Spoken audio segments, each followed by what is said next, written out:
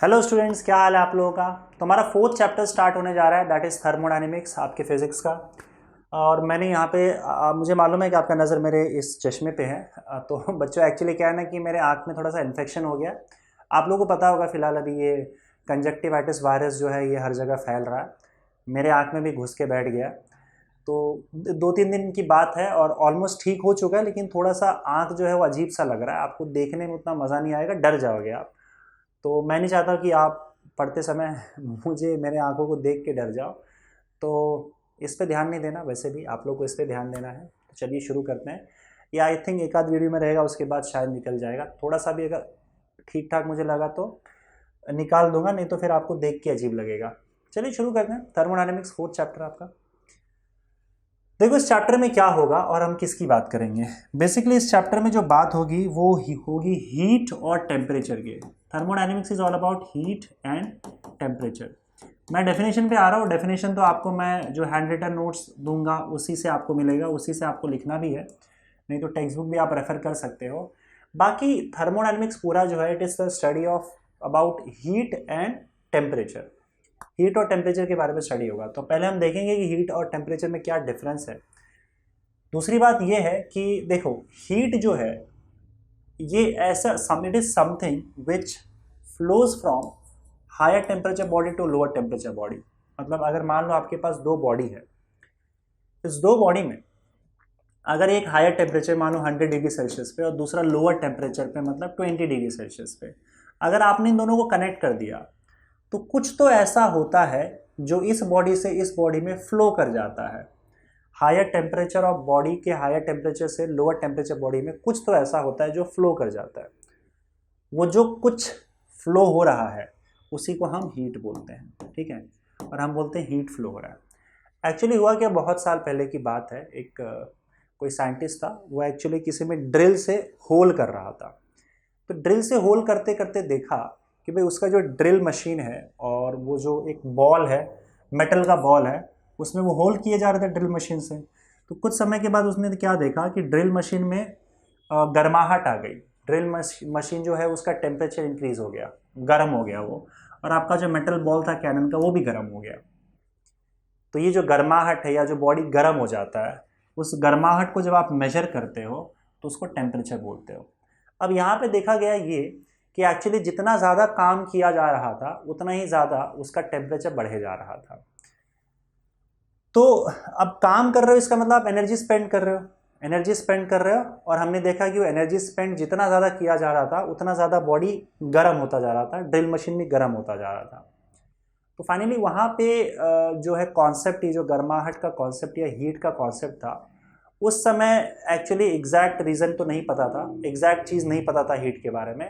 तो उस समय ऐसा बोला जाता था कि हीट ऐसा कुछ तो फ्लूइड जैसा है, कुछ तो फ्लूइड जैसा है जो एक बॉडी से दूसरे बॉडी में ट्रांसफ़र हो जाता है। कब ट्रांसफ़र होता है? जब एक बॉडी का टेम्परेचर ज़्यादा होता है और दूसरे बॉडी का टेम्परेचर कम होता है, ऐसा कहा जाता था।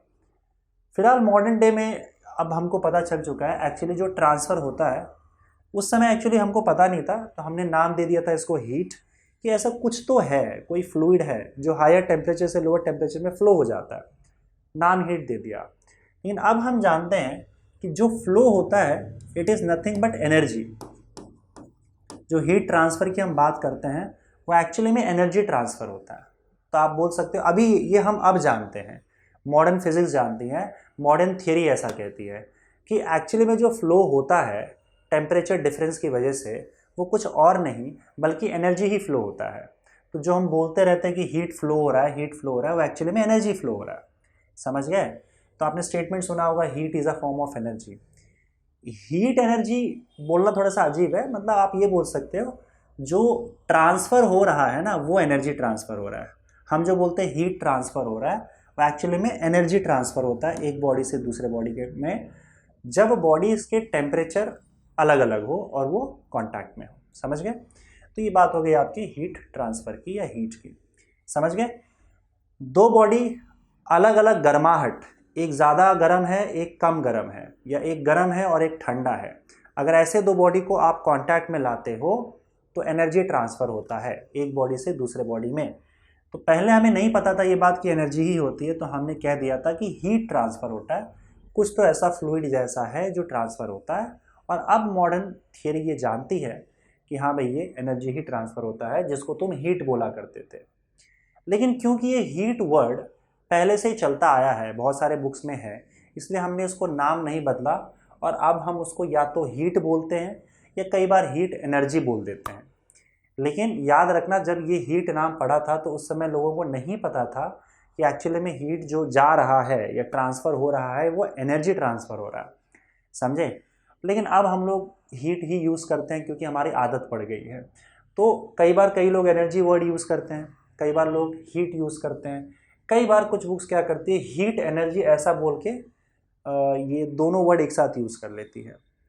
तो ये तो चलो भाई बात हो गई हीट की, मतलब हीट अगर आप बोल रहे हैं मतलब एनर्जी ट्रांसफ़र हो रहा है, ठीक है। टेम्परेचर का मतलब क्या होता है, क्या हीट और टेम्परेचर सेम चीज़ है? ऐसा नहीं है। देखो, हीट देना मतलब आप एनर्जी प्रोवाइड कर रहे हो, तो अगर मान लो कोई बॉडी है उसको आपने हीट दिया मतलब आप एनर्जी दे रहे हो। लेकिन मान लो यहाँ पे दो चीज़ें हैं, एक आपका लोहे का टुकड़ा है और उतना ही बड़ा उतना ही मास का यहाँ पे आपका एक पत्थर है। अगर मैं दोनों को सेम अमाउंट ऑफ एनर्जी देता हूँ, मतलब सेम अमाउंट ऑफ हीट देता हूँ, तो आपको क्या लगता है कि दोनों का टेम्परेचर सेम होगा? बिल्कुल सेम नहीं होगा। बल्कि आप देखोगे कि आपका जो लोहा आयन है वो ज़्यादा गर्म हो चुका होगा, उसका टेम्परेचर ज़्यादा होगा और स्टोन का टेम्परेचर कम होगा। टेम्परेचर वर्ड जब बोलते हो तो समझ लो कि बॉडी कितना ठंडा या कितना गर्म है। मतलब आपको टेम्परेचर क्या बताएगा कि बॉडी की गर्माहट कितनी है या फिर बॉडी ठंडा या गर्म कितना है। इसका मतलब ये नहीं है कि उसको ज़्यादा हीट मिला है, वो तो बॉडी की प्रॉपर्टी है। किसी बॉडी को कम हीट दोगे तो भी उसका टेम्परेचर बहुत ज़्यादा हो जाएगा और बहुत गर्म हो जाएगा। कुछ बॉडी को बहुत हीट देने पर भी उसका टेम्परेचर जल्दी बढ़ता नहीं है, मतलब वो जल्दी गर्म नहीं होता, समझे।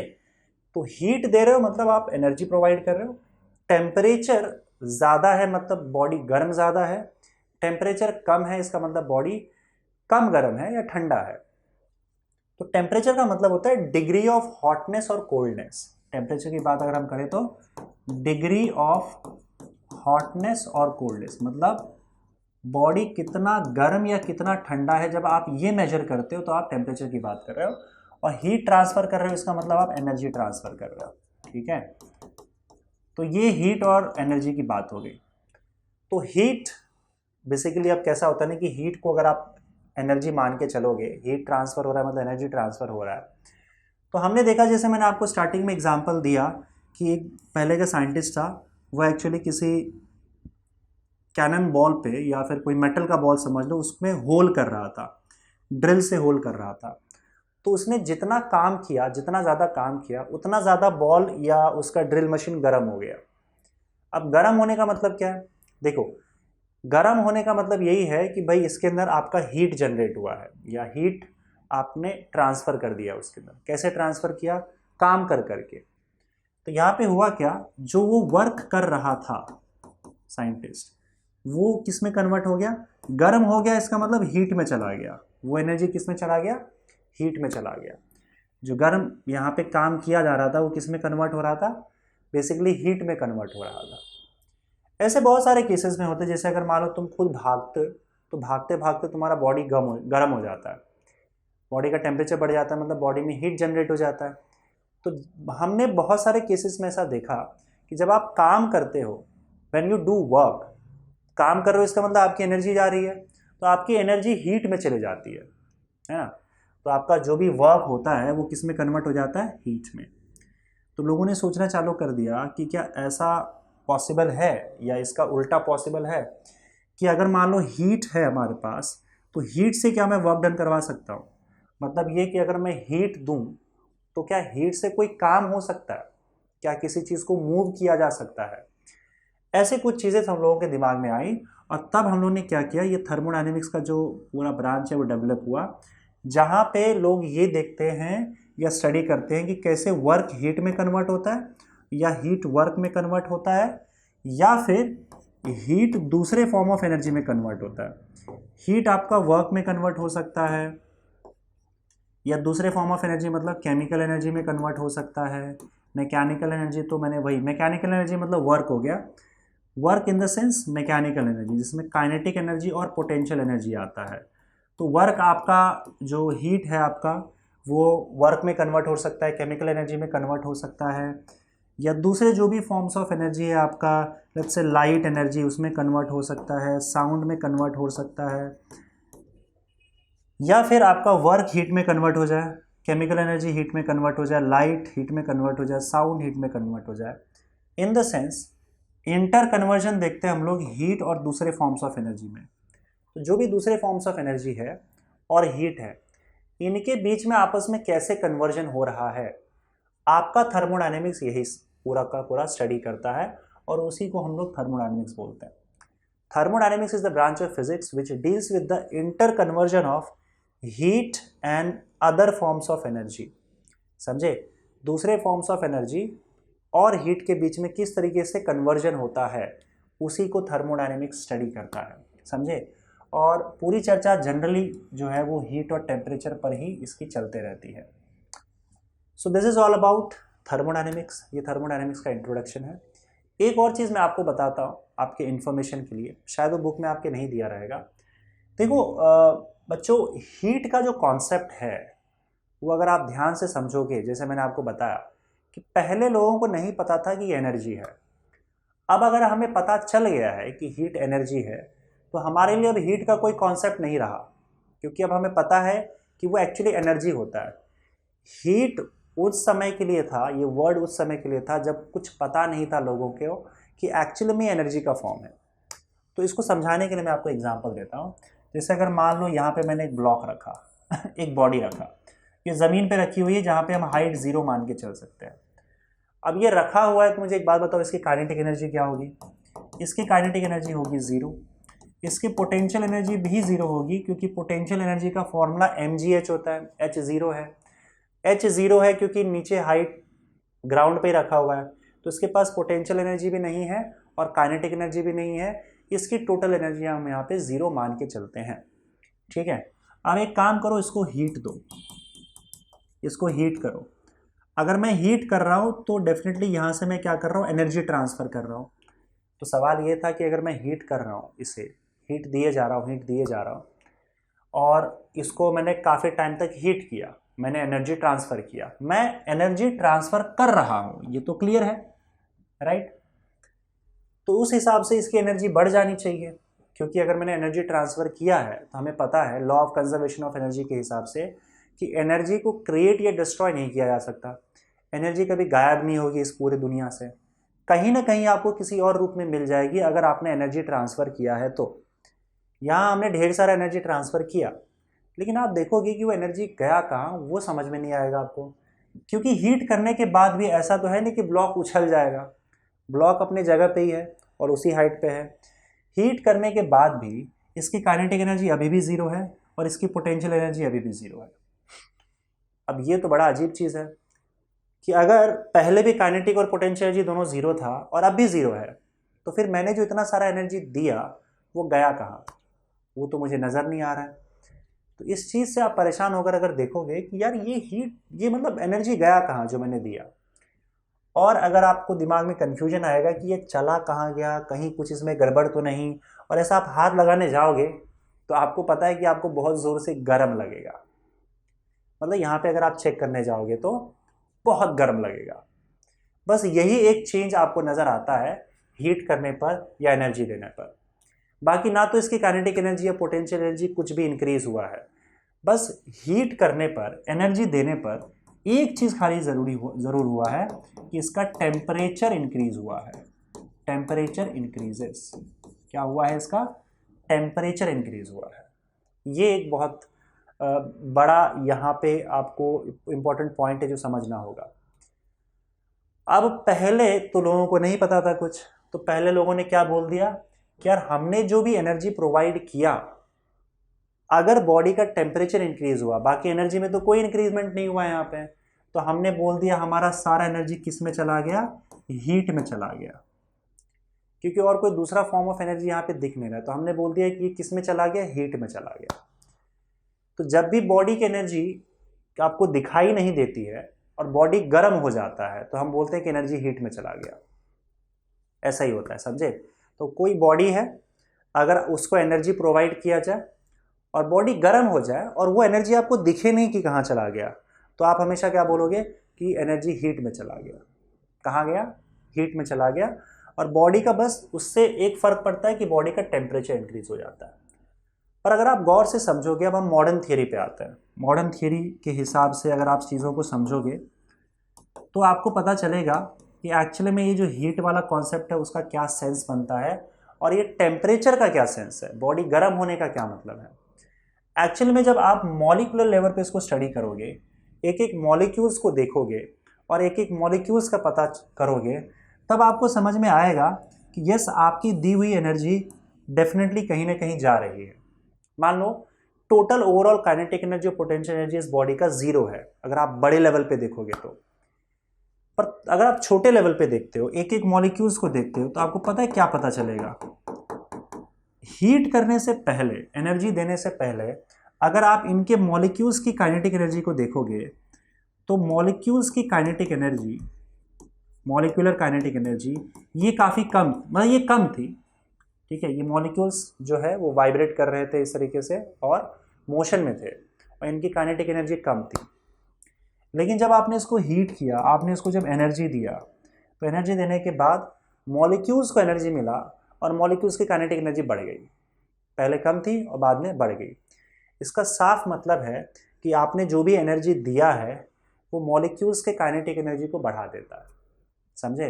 तो जब मॉलिक्यूलर लेवल पे चीज़ें देखते हो तो क्लियर हो जाता है कि आपकी दी हुई एनर्जी कहाँ गई।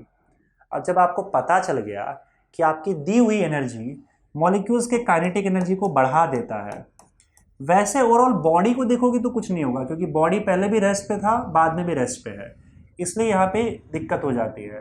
पर यहाँ तो बड़े आसानी से एक्सप्लेन कर सकते हो। अगर आप एक एक मॉलिक्यूल को देखोगे तो एक एक मॉलिक्यूल पहले कम स्पीड से वाइब्रेट कर रहे थे और अगर गैस होगा तो भाग रहे थे। बाद में जैसे आपने एनर्जी दिया तो उसकी स्पीड इंक्रीज हो गई, काइनेटिक एनर्जी बढ़ गई। मतलब आपका दिया हुआ एनर्जी मॉलिक्यूल्स के काइनेटिक एनर्जी में चला गया। अब यहाँ में हीट का क्या कॉन्सेप्ट है? कोई कॉन्सेप्ट नहीं है और यहाँ पे हीट का कोई मतलब ही नहीं है। जब हमें नहीं पता था तब हम हीट की बात करते थे, तो अब आपको पता चल गया है कि जब भी आप किसी सिस्टम या बॉडी को एनर्जी देते हो, जिसकी आप जो हीट की बात कर रहे हो, वो एनर्जी उसके काइनेटिक एनर्जी में चला जाता है मॉलिक्यूल्स के, और उसी को पहले लोग हीट बोलते थे। लेकिन अब क्योंकि आदत पड़ गई है तो अब भी लोग उसको हीट बोलते हैं कि हाँ भाई। अच्छा, टेम्परेचर का क्या सेंस है? देखो, जब मॉलिक्यूल्स की काइनेटिक एनर्जी कम होगी और आप उसको हाथ लगाओगे तो हाथ में उसको वो टच करेगा, आपको उससे गर्माहट महसूस होगी। जब आपको मारेगा, वो टच करेगा मॉलिक्यूल्स, तो आपको गर्माहट महसूस होगी। अगर वो ज़ोर ज़ोर से मारेगा तो आपको ज़्यादा गर्म लगेगा वो, और आपको हल्का हल्का मारेगा तो कम कम गर्म लगेगा। इसका मतलब आपको जो गर्माहट महसूस होती है, टेम्परेचर महसूस होता है, वो temperature it is nothing but kinetic energy of molecules. तो अगर मॉलिक्यूल्स की काइनेटिक एनर्जी कम है, आप उसे छुए तो आप उसको कम गर्म लगेगा, आपको टेम्परेचर कम फील होगा। मॉलिक्यूल्स की काइनेटिक एनर्जी अगर ज़्यादा होगी और आप उसे टच करते हो तो उसका टेम्परेचर आपको ज़्यादा फील होगा। इसका मतलब temperature is nothing but kinetic energy of molecules. समझ गए? टेम्परेचर का साफ साफ मतलब यही है कि मॉलिक्यूल्स की काइनेटिक एनर्जी क्या है। मॉलिक्यूल्स की काइनेटिक एनर्जी और टेम्परेचर का साफ साफ लेना देना है। टेम्परेचर ज़्यादा होने का मतलब ही होता है मॉलिक्यूल्स का काइनेटिक एनर्जी ज़्यादा है, और कुछ नहीं। और ये जाहिर सी बात है कि अगर आप हीट दोगे, मॉलिक्यूल्स की काइनेटिक एनर्जी बढ़ेगी, इसका मतलब टेम्परेचर बढ़ गया। और हमने काइनेटिक थ्योरी ऑफ गैसेस में देखा भी था कि काइनेटिक एनर्जी जो होता है मॉलिक्यूल्स का, एवरेज काइनेटिक एनर्जी का वैल्यू 3/2 kBT होता है। काइनेटिक एनर्जी किस पर डिपेंड करता है? Directly proportional to temperature. तो एक्चुअली में आपका टेम्परेचर ज़्यादा होने का मतलब है कि आपका काइनेटिक एनर्जी ज़्यादा है। तो काइनेटिक एनर्जी ऑफ मॉलिक्यूल्स वही आपका टेम्परेचर है, ऐसा समझ लो। समझे? तो हीट और टेम्परेचर का एग्जैक्ट मीनिंग अब आप समझ चुके रहोगे कि हीट कुछ नहीं था। जब हमें समझ नहीं थी तो हम बोलते थे कि एनर्जी हीट में चला गया, हीट में चला गया, बॉडी गर्म हो गया, एनर्जी हीट में चला गया। पता नहीं कहाँ चला गया, लेकिन मैंने देखा कि यार मैंने बहुत सारा एनर्जी दिया था, अब मुझे दिख नहीं रहा है कहाँ चला गया। क्योंकि मॉलिक्यूलर लेवल पे हम तब स्टडी नहीं कर सकते थे, उस समय साइंस इतना एडवांस नहीं था। तो हमने देखा कि यार पता नहीं कहाँ चला गया एनर्जी। तो हाँ, एनर्जी कहाँ चला गया, हीट में चला गया और बॉडी का टेम्परेचर बढ़ गया। अब क्योंकि मॉलिक्यूलर लेवल तक हम स्टडी करते हैं तो अब हमें पता है कि हीट जैसा कुछ मतलब नहीं है और इवन टेम्परेचर जैसा भी कुछ अलग से कुछ नहीं है, बल्कि आपने जो भी एनर्जी दिया था यहाँ पे गर्म करके इसको यहाँ पे, वो एनर्जी मॉलिक्यूल्स के काइनेटिक एनर्जी में चला जाता है, मॉलिक्यूल्स का काइनेटिक एनर्जी बढ़ा देता है। अब हमें पता है एनर्जी कहाँ जा रहा है, तब हमारे लिए हीट का कोई कॉन्सेप्ट ही नहीं होना चाहिए। लेकिन फिर भी ठीक है, आपको पता है कि जो एनर्जी आप दे रहे हो इसको, वो एनर्जी उनके सिस्टम के काइनेटिक एनर्जी में चला जाता है। दैट्स इट, वही होता है आपका। और दूसरी और किसी और फॉर्म में भी जा सकता है, ऐसा नहीं है, लेकिन यहाँ पे मॉलिक्यूल्स के काइनेटिक एनर्जी में जो जाता है आपका हीट जैसे ही, तो हम यहाँ पे बोलते हैं कि आज चलो ये, उसी को हम पहले हीट बोल दे रहे थे, अब हमें पता है कि वो एनर्जी कहाँ जा रहा है। और मॉलिक्यूल्स की काइनेटिक एनर्जी जब बढ़ जाती है और तब हम उसे टच करते हैं, तो बढ़ा हुआ काइनेटिक एनर्जी ही हमें टेम्परेचर का एहसास देता है और हमें बताता है कि भाई इसका टेम्परेचर, या फील करवाता है कि इसका टेम्परेचर ज़्यादा हो चुका है। This was all about kinetic energy, sorry temperature and heat. तो आप समझ लो, जब आप हीट में एनर्जी जा रहा है मतलब एनर्जी मॉलिक्यूल्स के काइनेटिक एनर्जी में जा रहा है, और टेम्परेचर बढ़ने का मतलब क्या होता है, मॉलिक्यूल्स का काइनेटिक एनर्जी बढ़ना। समझे? तो आपका दिया हुआ एनर्जी कहाँ गया, हीट में गया, मतलब मॉलिक्यूल्स के काइनेटिक एनर्जी में चला गया, या इस सिस्टम के एनर्जी इंटरनल एनर्जी में चला गया, मॉलिक्यूल्स के काइनेटिक एनर्जी में चला गया। और काइनेटिक एनर्जी बढ़ने पर ही टेम्परेचर बढ़ता है, हम हाथ लगाएंगे तो हमें टेम्परेचर का एहसास होता है। So this is just an introduction of thermodynamics. ठीक है, ठीक, चलो आगे बढ़ते हैं बच्चों। और यहाँ पे पहला टॉपिक यहाँ पे हम देखते हैं, which is nothing but thermal equilibrium. Thermal equilibrium. देखो, थर्मल इक्विलिब्रियम का मतलब क्या होता है, अभी हम लोगों ने देखा यहाँ पे जब हीट का कॉन्सेप्ट आया था तो उसमें क्या था, जब हमें चीज़ें नहीं पता थी, तो अगर दो बॉडी कांटेक्ट में है, एक का हायर टेम्परेचर है, दूसरे का लोअर टेम्परेचर है, तो हम कहते हैं कुछ तो फ्लो हो जाता है इस बॉडी से उस बॉडी में, हायर टेम्परेचर की बॉडी से लोअर टेम्परेचर की बॉडी में कुछ तो फ्लो हो जाता है, और उस कुछ तो को हम क्या बोलते हैं, हीट बोलते हैं। अब हमें पता है कि एक्चुअली एनर्जी फ्लो होता है, एक बॉडी से दूसरे बॉडी में एनर्जी फ्लो होता है। और टेम्परेचर का मतलब क्या है हमारा, काइनेटिक, सॉरी, टेम्परेचर का मतलब काइनेटिक एनर्जी है। तो किसी का टेम्परेचर डाउन हो रहा है मतलब उसके मॉलिक्यूल्स की काइनेटिक एनर्जी कम हो रही है, किसी का टेम्परेचर बढ़ रहा है तो उसके मॉलिक्यूल्स की काइनेटिक एनर्जी बढ़ रही है। अब हम जानते हैं ये सारी चीज़ें, तो ये हीट फ्लो हो रहा है। लेकिन क्योंकि अब हम लोग थर्मोडायनेमिक्स पढ़ रहे हैं तो मॉलिक्यूलर लेवल पे फिलहाल बात नहीं करेंगे, हम ऊपर ऊपर से ही बात करेंगे, इसलिए हम हीट वर्ड का ही यूज़ करेंगे कि भाई आपका हीट मतलब आप समझ लो एनर्जी ट्रांसफ़र हो रहा है हायर टेम्परेचर से लोअर टेम्परेचर की। तो जब ये एनर्जी ट्रांसफ़र होता है ये तभी हो पाएगा जब दो बॉडी का टेम्परेचर अलग अलग हो। टेम्परेचर जब ये फ्लो होना चालू होगा तो इसका टेम्परेचर डाउन होने लगेगा और इसका टेम्परेचर उठने लगेगा। एक ऐसा पॉइंट आएगा जहाँ पे दोनों का टेम्परेचर इक्वल हो जाएगा। मान लेते हैं इसका टेम्परेचर जो है वो लेट्स से 75 डिग्री सेल्सियस हो गया और इसका टेम्परेचर भी 75 डिग्री सेल्सियस हो गया। जब दोनों का टेम्परेचर इक्वल हो जाए तब हीट फ्लो होना बंद हो जाता है, तो आपका हीट फ्लो नहीं होता। ऐसे केस में हम बोलते हैं कि आपका जो ये सिस्टम है, बॉडी का ये जो सिस्टम है, ये सिस्टम आपका थर्मल इक्विलिब्रियम में है। System is in thermal equilibrium, समझे? सिस्टम आपका थर्मल इक्विलिब्रियम में है। थर्मल इक्विलिब्रियम में अगर आपका सिस्टम होता है तो सिस्टम में हीट ट्रांसफ़र नहीं होता है। देखो, हीट को हम Q से रिप्रेजेंट कर रहे हैं, हीट ट्रांसफ़र को Q से रिप्रेजेंट कर रहे हैं, और आपका हीट ट्रांसफ़र ज़ीरो हो जाता है क्योंकि अब हीट ट्रांसफ़र नहीं होगा। और थर्मल इक्विलिब्रियम में याद रखना बॉडीज़ का टेम्परेचर सेम होता है। इन थर्मल इक्विलिब्रियम,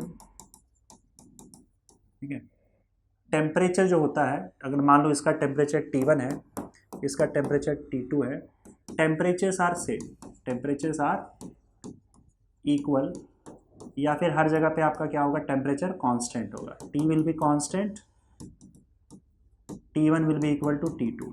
बॉडीज़ का टेम्परेचर क्या होगा, इक्वल होगा, कांस्टेंट होगा हर जगह पे टेम्परेचर, और आपका हीट फ्लो होना बंद हो जाएगा। तो कभी भी अगर आपका सिस्टम इक्विलिब्रियम में है, थर्मल इक्विलिब्रियम में, थर्मल इक्विलिब्रियम का मतलब यही होता है कि बॉडीज अगर या सिस्टम आपका थर्मल इक्विलिब्रियम में है तो इसका मतलब हीट ट्रांसफर नहीं हो रहा है और हर जगह पे आपका टेम्परेचर इक्वल हो चुका है।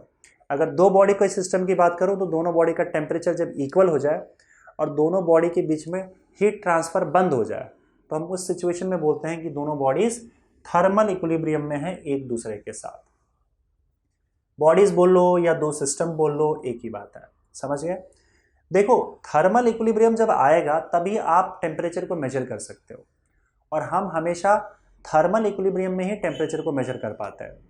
जब तक थर्मल इक्विलिब्रियम आता नहीं है तब तक किसी टेम्परेचर को, किसी बॉडी के टेम्परेचर को मेजर करना पॉसिबल नहीं है। फॉर एग्जाम्पल, अगर मान लो आपको बुखार आता है, ठीक है, तो हम क्या करते हैं बताओ? अपने बॉडी का टेम्परेचर मेजर करते हैं।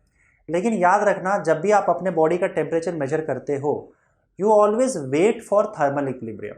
आप हमेशा थर्मल इक्विलिब्रियम के लिए वेट करते हो।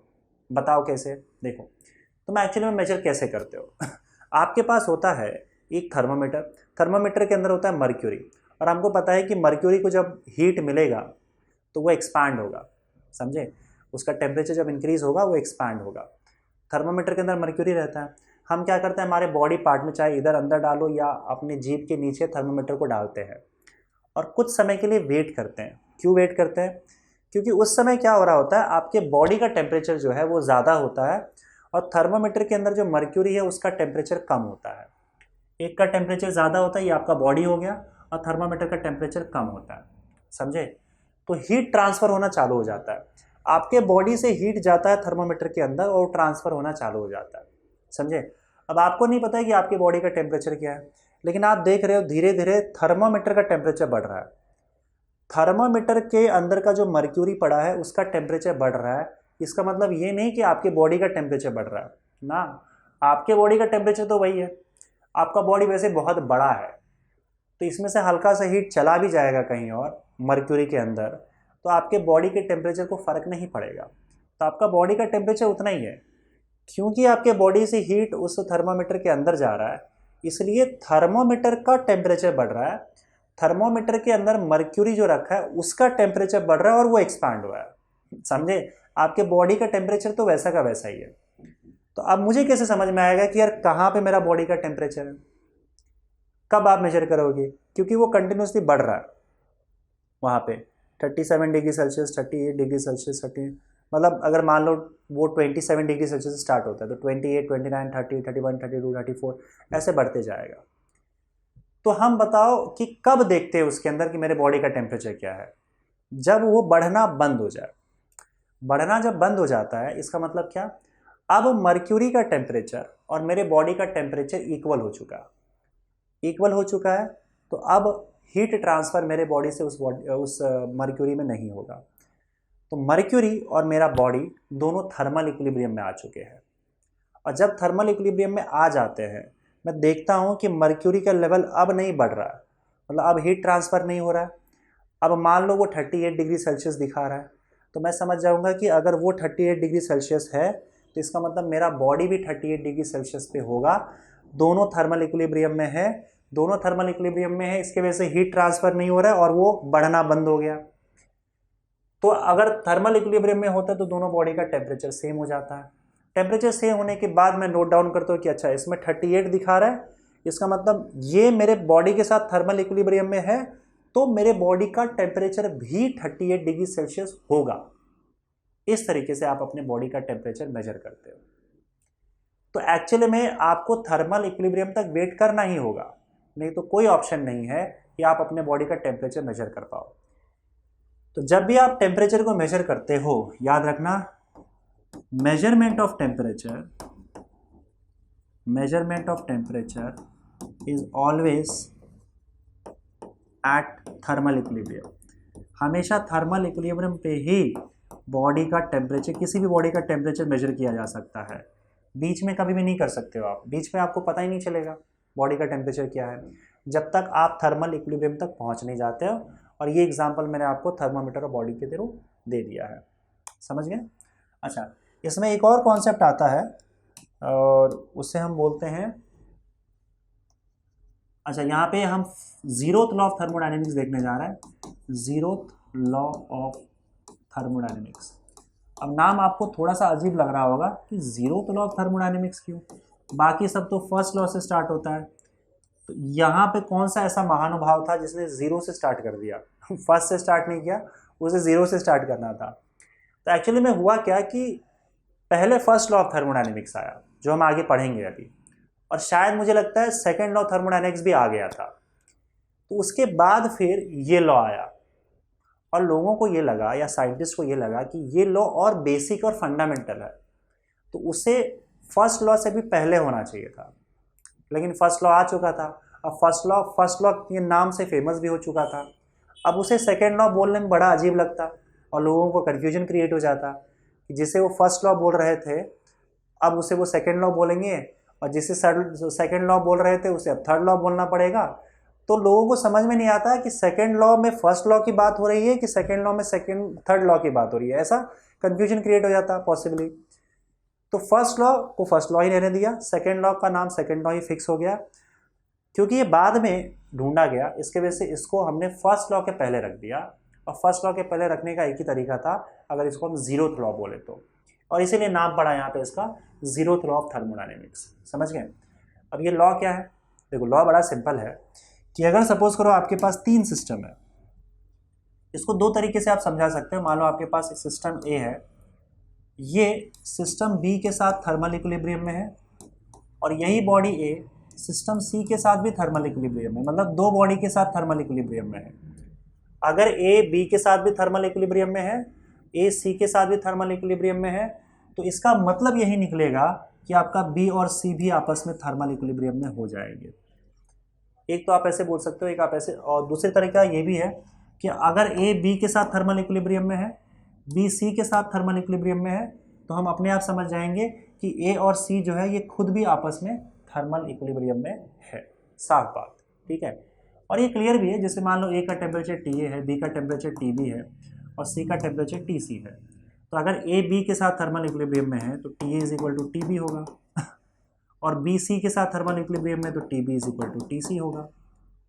तो इसका मतलब तो साफ निकलता है ना, टी ए अगर टी बी के बराबर है, टी बी टी सी के बराबर है, तो इसका मतलब क्या होगा, T A will be equal to T C. तो ए और सी के साथ अपने आप थर्मल इक्विलिब्रियम में आ जाएगा।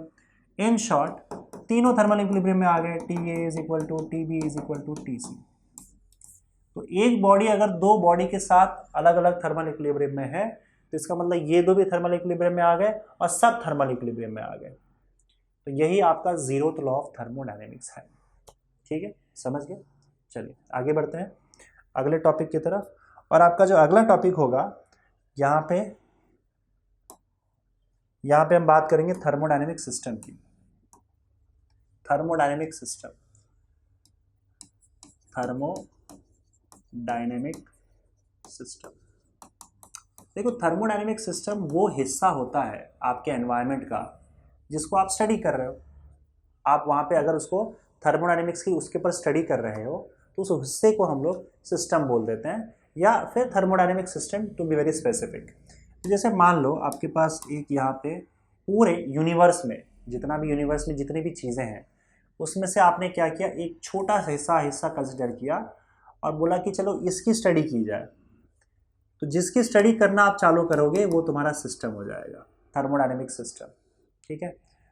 और पूरे यूनिवर्स में जो बाकी कुछ बच गया है उसको या तो आप एनवायरनमेंट कहोगे, एनवायरनमेंट, या फिर आप सराउंडिंग कहो, दोनों भी वर्ड चल जाएगा। तो मैं जनरली सराउंडिंग वर्ड यूज़ करता हूँ, लेकिन आपके बुक में एनवायरनमेंट यूज़ किया हुआ है तो मैं एनवायरनमेंट लिखूंगा, कोई प्रॉब्लम नहीं है।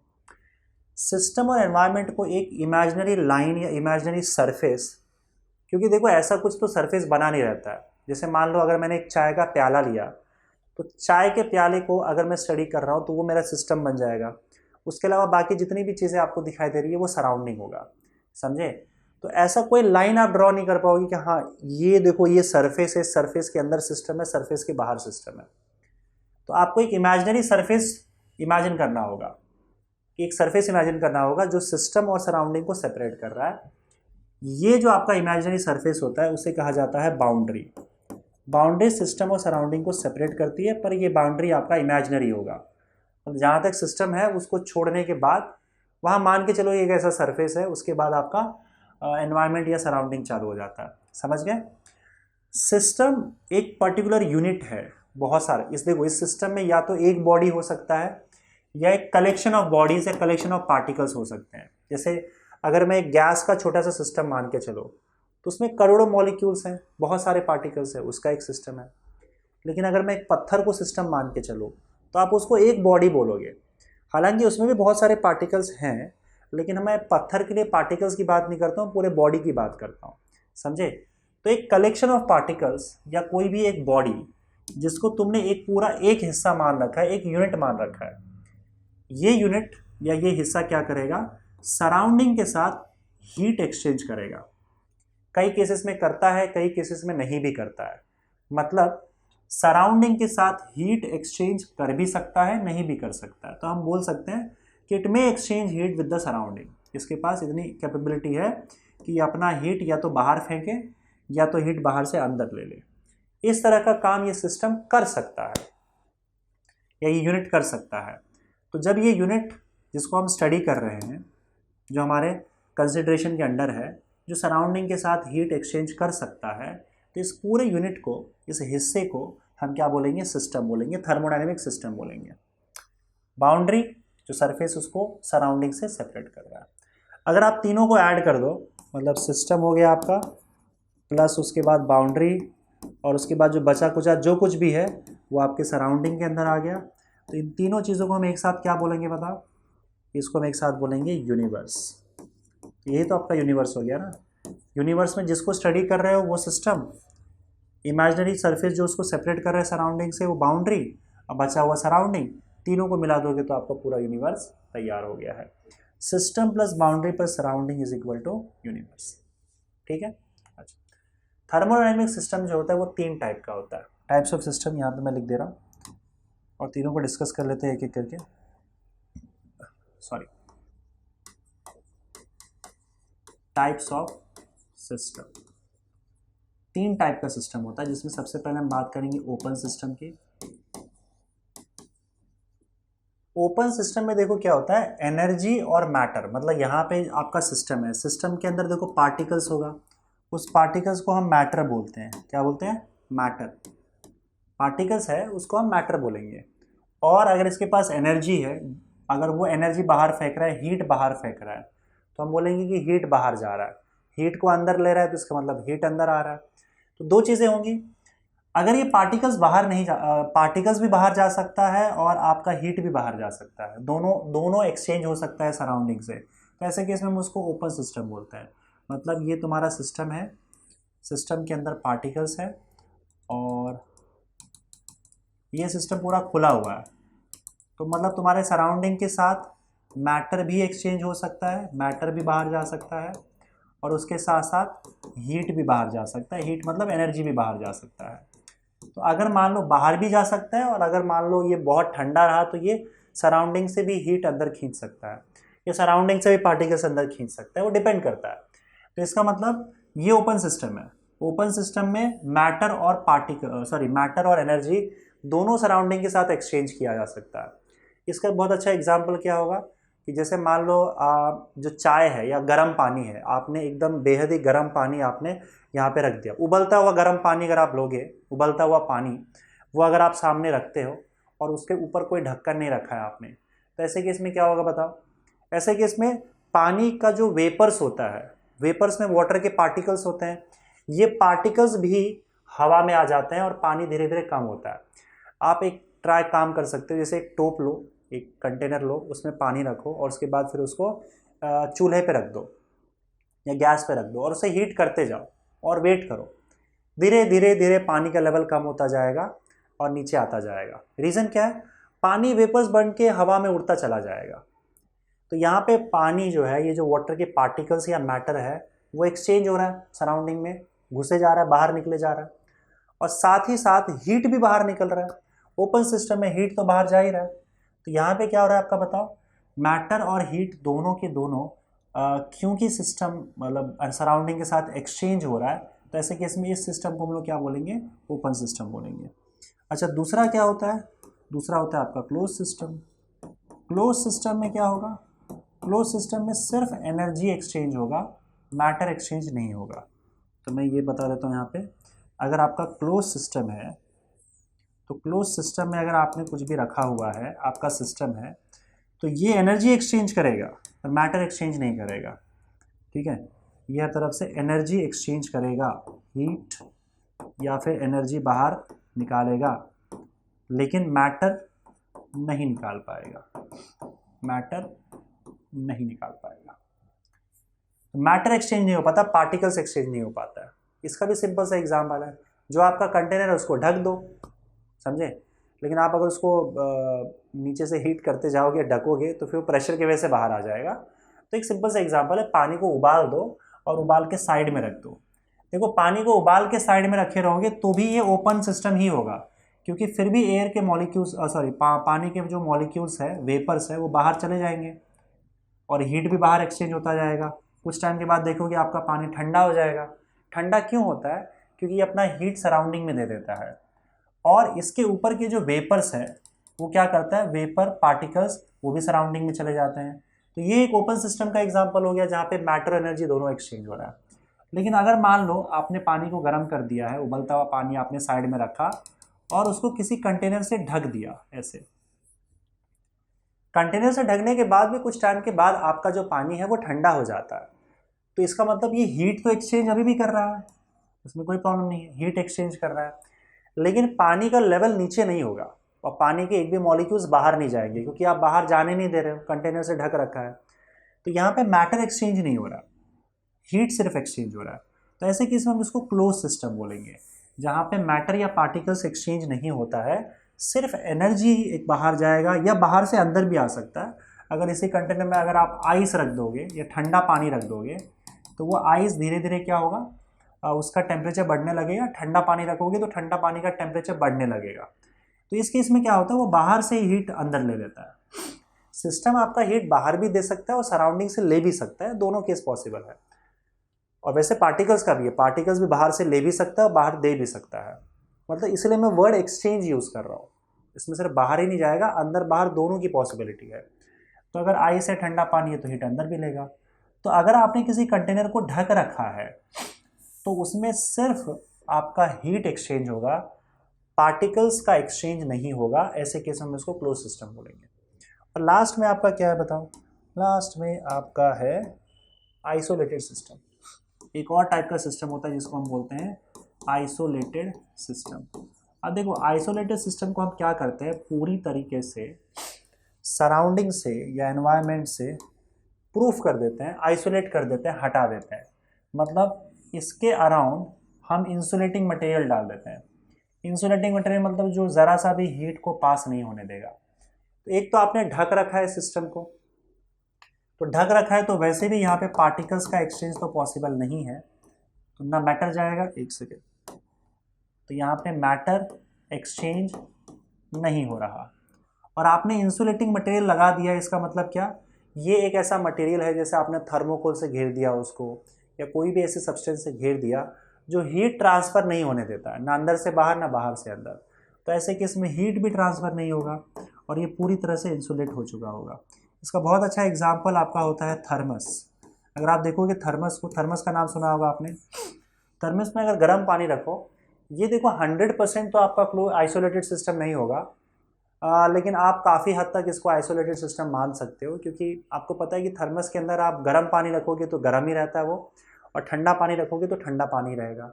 क्योंकि थर्मस का जो वॉल होता है वो इंसुलेटिंग मटेरियल से बना हुआ रहता है, जिससे वो बाहर की हीट को अंदर नहीं आने देता, अंदर की हीट को बाहर नहीं जाने देता है।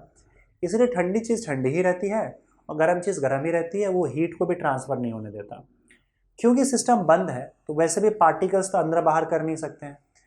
तो ये आपका थर्मस एक अच्छा एग्जाम्पल है आइसोलेटेड सिस्टम का। हालांकि ये 100% आइसोलेटेड नहीं होता है, थोड़ा बहुत धीरे धीरे उसमें से हीट बाहर आ जाता है और काफ़ी समय के बाद उसका टेम्परेचर जो है वो चेंज होता है, लेकिन ये टाइम लगाता है। तो आप कुछ समय तक के लिए मान सकते हो कि थर्मस जो है वो एक आइसोलेटेड सिस्टम है, न हीट एक्सचेंज होने देगा, न मैटर एक्सचेंज होने देगा, न पार्टिकल्स एक्सचेंज होने देगा। सो this was about types of system. 3 type का सिस्टम है आपके पास। ओपन सिस्टम जिसमें एनर्जी और मैटर दोनों एक्सचेंज हो पाता है। क्लोज सिस्टम एग्जाम्पल, आप एक कंटेनर में उबलता हुआ पानी रख दो, दोनों एक्सचेंज होगा। वेपर्स भी जा रहे हैं बाहर, पार्टिकल्स भी जा रहे हैं, एनर्जी भी बाहर जा रहा है। क्लोज सिस्टम, मैटर एक्सचेंज नहीं होगा, पार्टिकल्स एक्सचेंज नहीं होगा, एनर्जी एक्सचेंज होगा खाली। एग्जांपल क्या ले सकते हो, उसी कंटेनर को बंद कर दो, उबलते हुए पानी का जो आपने पानी उबाला था उसको रखो साइड में, उसको कंटेनर को बंद कर दो, एनर्जी बाहर जाएगा, मैटर बाहर नहीं जाएगा। आइसोलेटेड सिस्टम, थर्मस जैसा, ना हीट एक्सचेंज होगा ना मैटर एक्सचेंज होगा, समझे। So this is types of system. चलो बच्चों आगे बढ़ते हैं, और अब यहाँ पे हम लोग बात करेंगे, देखो 3 सबसे इंपॉर्टेंट चीज़ के बारे में हम लोग यहाँ पे बात करेंगे, और ये 3 चीज़ ही इसी के इर्द गिर्द आपका पूरा का पूरा थर्मोडायनेमिक्स लगभग घूमेगा। तो ये 3 चीज़ों के बारे में जो हम बात करने वाले हैं, आपको ध्यान रखना है कि ये 3 चीज़ है क्या, इसका मतलब क्या है, और इसके साइन कन्वेंशंस को ध्यान में रखना है। तीनों का साइन कन्वेंशन होगा नेगेटिव या पॉजिटिव, कब ये नेगेटिव होता है कब ये पॉजिटिव होता है, आपको इन बातों का ध्यान रखना होगा। और ये जो 3 चीज़ है जिसके बारे में बात कर रहा हूँ, वो है सबसे पहले आपका इंटरनल एनर्जी,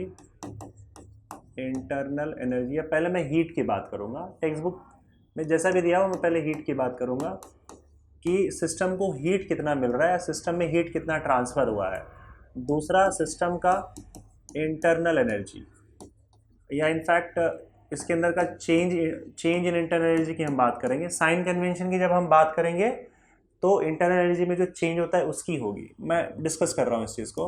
और तीसरा आपका वर्क डन, कि वर्क डन का क्या मतलब बनता है। इन तीनों चीज़ों के बारे में बात होगा, और इन तीनों चीज़ों के बारे में बात होगी, और इसी के अराउंड आपका पूरा का पूरा थर्मोडायनेमिक्स घूमेगा। तो आपको इस 3 चीज़ों को अच्छे से करके रहना है। इनफैक्ट यहाँ पे सेकेंड केस जो होगा वो चेंज इन इंटरनल एनर्जी होगा। तो change in internal energy, delta U, एक एक करके बात करते हैं। डेल्टा यू, तो सबसे पहले हीट ट्रांसफर,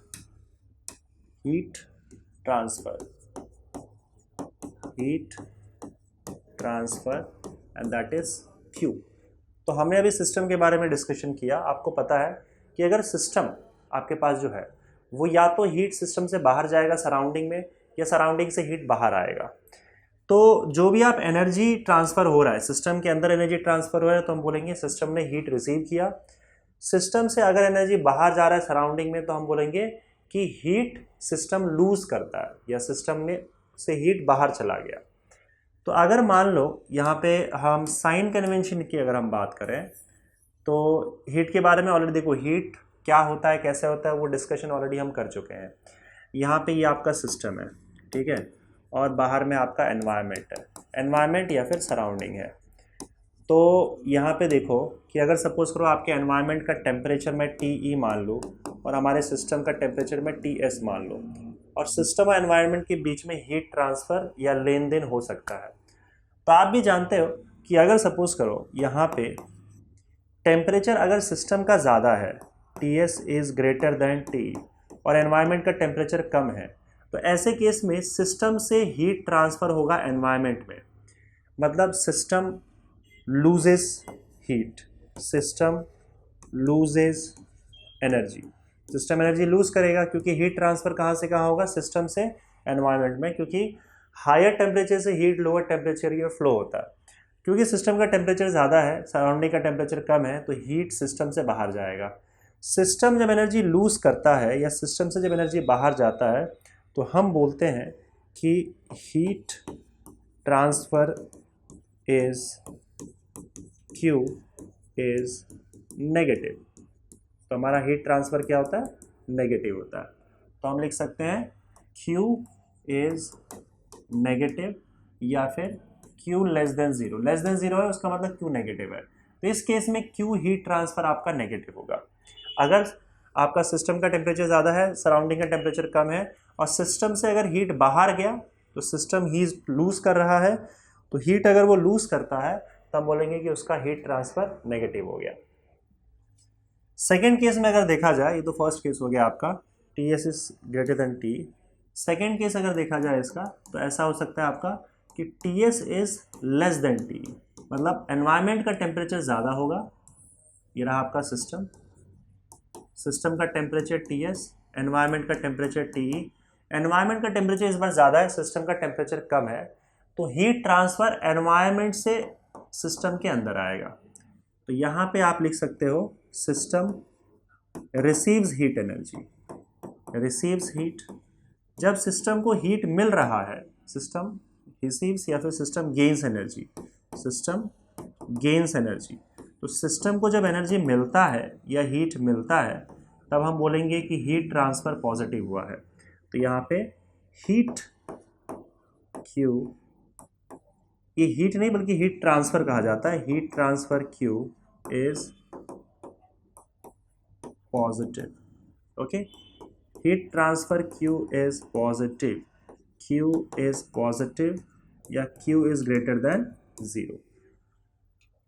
तो सिस्टम से हीट बाहर गया तो हीट नेगेटिव, सिस्टम को हीट मिला तो हीट पॉजिटिव। और तीसरा केस यहाँ पे हम देखेंगे जब आपको दोनों का टेम्परेचर या तो सेम हो जाए, Ts is equal to TE, और सिस्टम इज आइसोलेटेड, और लिख रहा हूँ मैं, सिस्टम इज आइसोलेटेड। ये दो पॉसिबिलिटीज है। तो मान लो आपके पास ये सिस्टम है और सिस्टम का टेम्परेचर Ts है, सराउंडिंग का टेम्परेचर TE है। दो पॉसिबिलिटी है, या तो दोनों इक्वल हो जाए। देखो अगर दोनों इक्वल हो जाएंगे तो हीट ट्रांसफर होगा ही नहीं, ना तो सिस्टम को हीट मिलेगा ना सिस्टम हीट लूज करेगा, कोई हीट ट्रांसफर नहीं होगा। रीजन सिंपल है, दोनों का टेम्परेचर सेम है और ये दोनों सिस्टम और सराउंडिंग जो है they are in thermal equilibrium. System and surrounding are in thermal equilibrium, are in thermal equilibrium, thermal equilibrium. Thermal equilibrium का केस याद है ना, दोनों का टेम्परेचर सेम हो चुका है, Ts is equal to T, तब हीट ट्रांसफर नहीं होगा। So therefore heat transfer is 0। इस केस में आपका हीट ट्रांसफर 0 हो जाएगा, Q का वैल्यू 0 हो जाएगा। तो Q नेगेटिव, Q पॉजिटिव और Q का वैल्यू 0 भी हो सकता है। एक और बात, अगर सिस्टम आपका आइसोलेटेड है, सिस्टम आइसोलेटेड होने का मतलब ये है कि आपने उसको सराउंडिंग से आइसोलेट कर रखा है, तो उसका टेम्परेचर ज़्यादा हो या कम हो, कुछ भी हो, उससे फ़र्क नहीं पड़ता है, तब भी आपका हीट ट्रांसफ़र 0 होगा। क्योंकि जब सिस्टम आइसोलेट हो गया इसका मतलब वो हीट ट्रांसफ़र कर ही नहीं सकता, तब टेम्परेचर उसका ज़्यादा हो या कम हो उससे भी फ़र्क नहीं पड़ता है, आपका हीट ट्रांसफ़र 0 ही होगा उस केस में। तो इन दोनों केस में आपका हीट ट्रांसफ़र 0 हो सकता है, या तो इक्विलिब्रियम में हो, दोनों का टेम्परेचर सेम हो, या फिर आपका सिस्टम जो है आइसोलेट कर दिया गया, आइसोलेटेड सिस्टम होगा आपका, तो भी हीट ट्रांसफर आपका 0 हो जाएगा। तो ये सारी बातें हो गई आपकी हीट की। पहला केस हमारा क्लियर हो चुका है। अब हम बात करेंगे चेंज इन इंटरनल एनर्जी की। चेंज इन इंटरनल एनर्जी पे जाने से पहले इंटरनल एनर्जी क्या होता है इसके बारे में हम बात कर लेते हैं। Internal energy, internal energy. अब देखो आपका जो डेफिनेशन देके रखा हुआ है वो डेफिनेशन आप टेक्स्ट बुक में जो दिया आप लिखोगे, मैं एक मीनिंग समझा देता हूँ अच्छे से आपको। कोई भी सिस्टम हो उसमें बहुत सारे पार्टिकल्स होंगे, वो जितने भी पार्टिकल्स है उसके अंदर, उसके पास जितनी भी एनर्जी है, चाहे वो रैंडम मोशन वाला एनर्जी होगा या फिर रोटेशन वाला एनर्जी होगा या ट्रांसलेशन काइनेटिक एनर्जी होगी या पोटेंशियल एनर्जी होगी, इलेक्ट्रॉनिक एनर्जी होगी, जितनी भी एनर्जी होती है, अगर आप सिस्टम के हर एक पार्टिकल की सारे एनर्जी को ऐड कर दोगे तो आपको इंटरनल एनर्जी मिल जाएगा उस सिस्टम का। मान लो गैस, एक गैस है, गैस के मॉलिक्यूल्स है, मान लो उसमें 1,00,000 मॉलिक्यूल्स है, घूम रहे हैं, कुछ ना कुछ एनर्जी के साथ घूम रहे हैं, ट्रांसलेशन एनर्जी होगा उसके पास। अगर मान लो डायटॉमिक मॉलिक्यूल है तो वो रोटेशनल एनर्जी भी होगा उसके पास। ऐसे जो भी एनर्जी, वाइब्रेशन एनर्जी हो सकता है।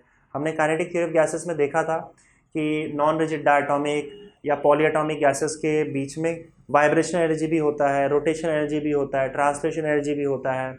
याद है कि नहीं याद है, डिग्रीज ऑफ फ्रीडम की बात की थी। तो जितने भी एनर्जीज होते हैं मॉलिक्यूल्स के, टोटल 1,00,000 मॉलिक्यूल्स अगर है तो उन सारे 1,00,000 मॉलिक्यूल्स की जितने भी एनर्जी है उन सबको अगर आप ऐड कर दोगे तो मैं बोलूँगा इस पूरे गैस के सिस्टम का टोटल इंटरनल एनर्जी है। समझे? तो यहाँ पे हम बोल सकते हैं, अगर हम internal energy of a system की बात कर रहे हैं तो हम बोल सकते हैं total energy of all the particles, in the system. Total energy में सब आ जाएगा। टेक्स्ट बुक में डेफिनेशन थोड़ा अलग तरीके से लिखा है, उसमें लिखा है कि जो भी रैंडम मोशन या से रिलेटेड एनर्जी है, मैं आप टेक्स्ट बुक का बता दूँ आपको, एक सेकेंड, उनका एग्जैक्ट वर्ड क्या है कि internal energy is defined as the energy associated with the random disordered motion of the molecules of a system. पर ऐसा नहीं है, रैंडम डिसऑर्डर्ड हो सकता है कि शायद वो सारे के सारे एनर्जी को रैंडम डिसऑर्डर्ड बोल रहे हैं, लेकिन हाँ ठीक है, आप जो स्टेटमेंट लिखा हुआ है आप उसके ऊपर ही जाना, वही पढ़ना। मैंने आपको मीनिंग बता दिया कि जो भी एनर्जी उसके पास होगा, चाहे वो मोशन, ट्रांसलेशन मोशन हो, रोटेशन मोशन हो, वाइब्रेशन हो, शायद इन सारे एनर्जी को ही वो रैंडम मोशन वाला एनर्जी बोल रहा है। तो डेफिनेशन में इस तरीके से दिया हुआ है।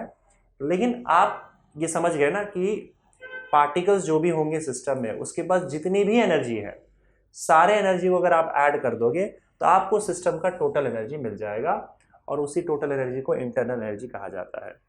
इंटरनल एनर्जी को हम लोग यू से रिप्रेजेंट करते हैं, और इंटरनल एनर्जी को, एग्जैक्ट इंटरनल एनर्जी को ढूंढना थोड़ा सा मुश्किल है, इसलिए हम क्या करते हैं, हम बेसिकली ये देखते हैं कि एनर्जी में चेंज कितना आया है।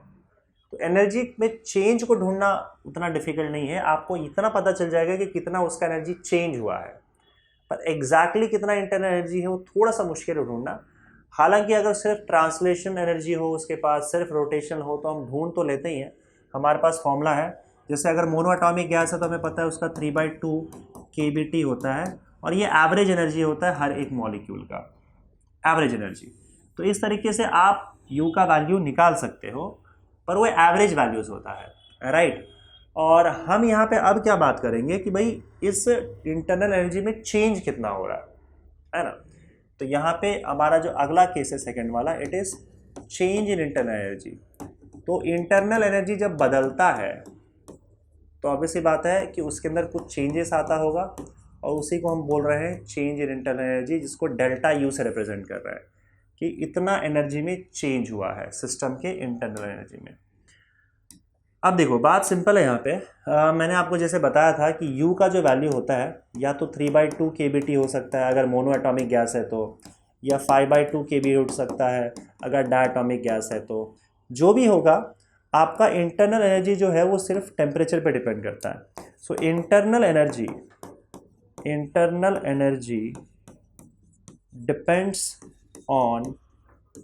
Depends on temperature. किस पे डिपेंड कर रहा है ये? टेम्परेचर पे डिपेंड कर रहा है। तो इसका मतलब टेम्परेचर चेंज होगा तो आपका इंटरनल एनर्जी चेंज हो जाएगा, टेम्परेचर चेंज नहीं होगा तो इंटरनल एनर्जी चेंज नहीं होगा, ठीक है। तो change in temperature will cause change in internal energy. तो अगर आपका टेम्परेचर बदलता है तो इंटरनल एनर्जी भी बदलेगा, अगर आपका टेम्परेचर बढ़ जाए तो इंटरनल एनर्जी भी बढ़ जाएगा, अगर आपका टेम्परेचर कम हो तो आपका इंटरनल एनर्जी भी कम हो जाएगा। तो अब यहाँ पे हम बात करेंगे इसके साइन कन्वेंशन की। तो साइन कन्वेंशन देखो क्या कहता है कि इफ इंटरनल एनर्जी इंक्रीजेस, और ये कब होगा? व्हेन T इंक्रीजेस, जब टेम्परेचर इंक्रीज हो जाएगा, व्हेन T इंक्रीजेस। तो जब सिस्टम का टेम्परेचर बढ़ता है तो उसका इंटरनल एनर्जी भी बढ़ जाएगा, तो हम बोलेंगे कि चेंज पॉजिटिव है, then delta U is positive, तब चेंज इन इंटरनल एनर्जी क्या हो जाएगा? पॉजिटिव हो जाएगा, delta U is positive, delta U greater than 0, समझे। और अगर मान लो टेम्परेचर इंक्रीज हो रहा है तो याद रखना इवन डेल्टा टी जो है वो भी ग्रेटर देन 0 है, डेल्टा टी भी पॉजिटिव होगा, क्योंकि टेम्परेचर चेंज भी पॉजिटिव होगा। डेल्टा यू मतलब इंटरनल एनर्जी में चेंज, उसे हम पॉजिटिव बोलेंगे।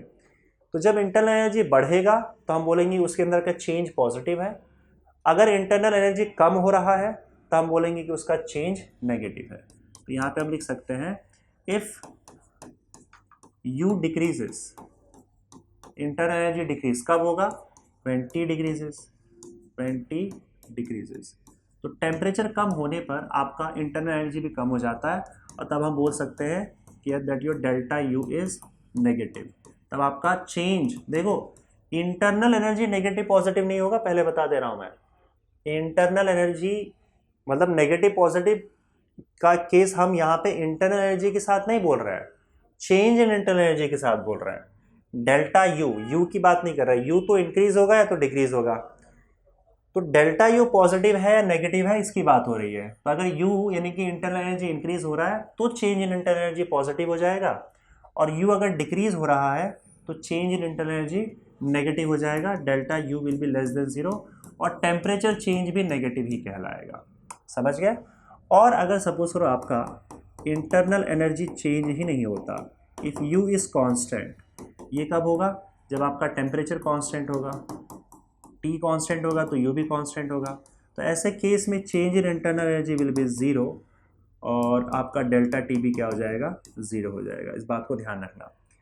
तो सिंपल सी बात है कि अगर आपका इंटरनल एनर्जी चेंज नहीं हो रहा है तो चेंज 0 होगा। अगर आपका इंटरनल एनर्जी जो है वो बढ़ रहा है तो चेंज पॉजिटिव होगा, और इंटरनल एनर्जी कम हो रहा है तो delta U, that is change in internal energy, negative हो जाएगा। बस इतनी सी बात आपको ध्यान में रखनी है।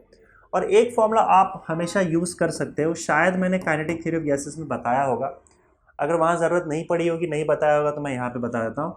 Delta U is equal to N C V delta T, ये वाला फॉर्मूला आप हमेशा यूज़ कर सकते हो। ठीक है, डेरिवेटिव के फॉर्म में देखोगे तो डेल्टा का डी हो जाता है, so D U is equal to N C V D T, लेकिन आप डेल्टा के टर्म्स में भी लिखोगे तो कोई प्रॉब्लम नहीं होगा। ये फॉर्मूला आप कहीं भी हमेशा वैलिड होगा। अगर डेल्टा की जगह पे किसी ने डी लिखा है तो आप डेल्टा की जगह पे यहाँ पे भी डी लिख दोगे। So change in internal energy is equal to N C V delta T. यहाँ पे एन और सी वी जो होगा वो किसी पर्टिकुलर गैस के लिए कांस्टेंट होगा। ये गैसेस की बात कर रहा हूँ मैं, यहाँ जनरली ये फॉर्मूला जो है गैसेस के लिए यूज़ किया जाता है। तो अगर आपका टेम्परेचर चेंज होता है तो इंटरनल एनर्जी चेंज होता है, साफ साफ दिख रहा है। अब डेल्टा टी पॉजिटिव है, मतलब टेम्परेचर बढ़ा, डेल्टा टी पॉजिटिव, तो डेल्टा यू भी यू बढ़ेगा और डेल्टा यू आपका पॉजिटिव हो जाएगा। Delta T negative, delta U negative. अगर डेल्टा टी 0 है टेम्परेचर कांस्टेंट होने की वजह से, देखो इसमें, तो आपका डेल्टा यू भी 0 हो जाएगा। वो इस फॉर्मूले से पता चल जा रहा है हमें। तो गैसेस के लिए तो ये फिक्स आप फॉर्मूला यूज़ कर सकते हो कभी भी। और जब हम इंटरनल एनर्जी की बात करते हैं तो ज़रूरी नहीं है कि सिर्फ गैस ही हो। थर्मोडायनेमिक्स में ऐसा नहीं है कि सिर्फ हम गैस की ही बात करते हैं, कोई भी सब्सटेंस हो सकता है, उसके लिए ये चीज़ें वैलिड होंगी। ठीक है, तो यहाँ पे हमारा चेंज इन इंटरनल एनर्जी का जो डिस्कशन है ये भी ख़त्म होता है। और लास्ट में मैंने आपको बताया था एक और केस है, that is work done. Work done का जो केस है हम लोग गैस के लिए ही लेंगे। तो यहाँ पे पहले वर्क डन डिफाइन कर लेते हैं कि वर्क डन होता क्या है। Work done, work done W। तो अब देखो यहाँ पे जैसे अगर मान लो आपने एक गैस का सिलेंडर लिया इस तरीके से, ठीक है, और उसके अंदर एक सिलेंडर में एक पिस्टन लगा हुआ है, दिस इज द पिस्टन, और इसके अंदर गैस के पार्टिकल्स भरे हुए हैं। ओके, अब आप क्या करते हो, देखो कि आप, या फिर हाँ ठीक है चलेगा, एक काम करते हैं, पिस्टन थोड़ा बाहर कर लेते हैं, क्या रहना तो ऐसे ही रहने दो। ये गैस का पिस्टन है आपका, ठीक है, इस तरीके से। अब गैस के जो मॉलिक्यूल्स है इस पिस्टन को धक्का मारेंगे और पिस्टन धीरे धीरे बाहर आएगा, गैस आपका एक्सपैंड होगा। ऐसे केस में मान लो पिस्टन आपका यहाँ पे आ गया, ठीक है, तो आपका गैस का वॉल्यूम इंक्रीज हुआ, ठीक है, और वॉल्यूम इंक्रीज होने पर अब ये पुराना वॉल्यूम था, अब इतना वॉल्यूम आपका इंक्रीज हो गया, यहाँ से लेकर यहाँ तक का जो वॉल्यूम आपको दिख रहा है उतना वॉल्यूम इसका इंक्रीज हो गया। ठीक है, इस दौरान गैस के मॉलिक्यूल्स ने इस पिस्टन पर फोर्स लगाया, अब फोर्स लगाकर इसे बाहर धकेला, मान लेते हो फोर्स आपका F है, ठीक है, और ये जो पूरा पिस्टन है इस पिस्टन का एरिया हम A मान लेते हैं, और यहाँ से यहाँ तक जो धक्का मारा गया है ये तुम्हारा डिस्प्लेसमेंट x मान लेते हैं यहाँ पे हम लोग, ठीक है, या ये छोटा सा डिस्प्लेसमेंट है तो इसे आप dx मान लो, यहाँ से लेकर यहाँ तक ये dx का डिस्प्लेसमेंट हो गया। ओके, अब इस दौरान यहाँ पे क्या वर्क डन हुआ है वो वर्क डन हम लोग देख लेते हैं। Work done dW is equal to force into displacement. ठीक है, अब यहाँ पे तुम देखोगे अगर मैं ऊपर नीचे एरिया से मल्टीप्लाई कर दूँ तो ये आपका केस हो जाएगा F upon A dx। Force upon area जो होता है वो प्रेशर होता है, तो pressure into area into dx हो जाएगा। अच्छा, एरिया इंटू dx क्या होगा बताओ, देखो ये पूरा एरिया मल्टीप्लाइड बाय dx, ये dx है ना, तो आप देखोगे ध्यान से तो ये छोटा सा सिलेंडर ही बना रहा है, एरिया ये वाला मल्टीप्लाइड बाय dx इस सिलेंडर का लेंथ हो गया। ये जो छोटा सा चेंज हुआ है वॉल्यूम, ये सिलेंड्रिकल वॉल्यूम चेंज हुआ है यहाँ पे, मतलब एक छोटा सा सिलेंडर जैसे दिख रहा है ना यहाँ पे, इतना जो वॉल्यूम चेंज हुआ है, तो एरिया मल्टीप्लाइड बाय लेंथ जो होता है वो सिलेंडर का वॉल्यूम होता है। इसका मतलब एरिया मल्टीप्लाइड बाय dx जो आपको दिख रहा है इतना वॉल्यूम चेंज हुआ है इसका, इस पूरे हिस्से का या इस पूरे गैस का। तो ए डी एक्स को हम लोग डी वी लिख सकते हैं, और डी वी का मतलब क्या होगा, change in volume. D V is change in volume, ठीक है। तो हमारा जो छोटा सा वर्क डन यहाँ पे, बस यहाँ से लेकर यहाँ तक का जो पिस्टन का डिस्प्लेसमेंट हुआ है, उसकी वजह से जो छोटा सा वर्क डन इस हिस्से में हुआ है, वो वर्क डन का फॉर्मूला हमारे पास आ गया P delta we, P delta we, समझे।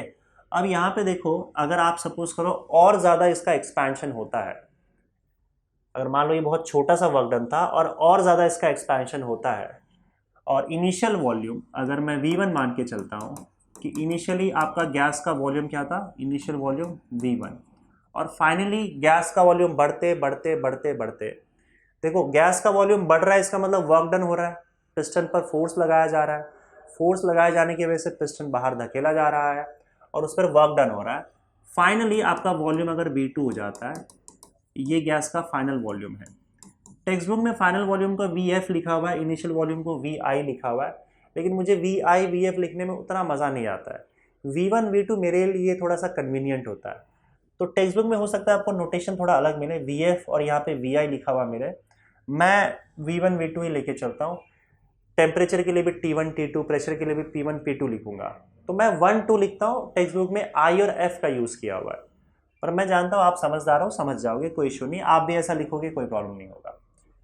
तो अगर आप इनिशियल वॉल्यूम से फाइनल वॉल्यूम तक गैस का एक्सपेंशन देखते हो, तो अगर उसमें टोटल वर्क डन की बात की जाए, तो हमें टोटल वर्क डन हम कैसे निकालेंगे, ये जो तुम्हें छोटा सा वर्क डन मिला है DW, इस DW को इंटीग्रेट करना होगा आपको इनिशियल वॉल्यूम V1 से लेकर फाइनल वॉल्यूम V2 तक।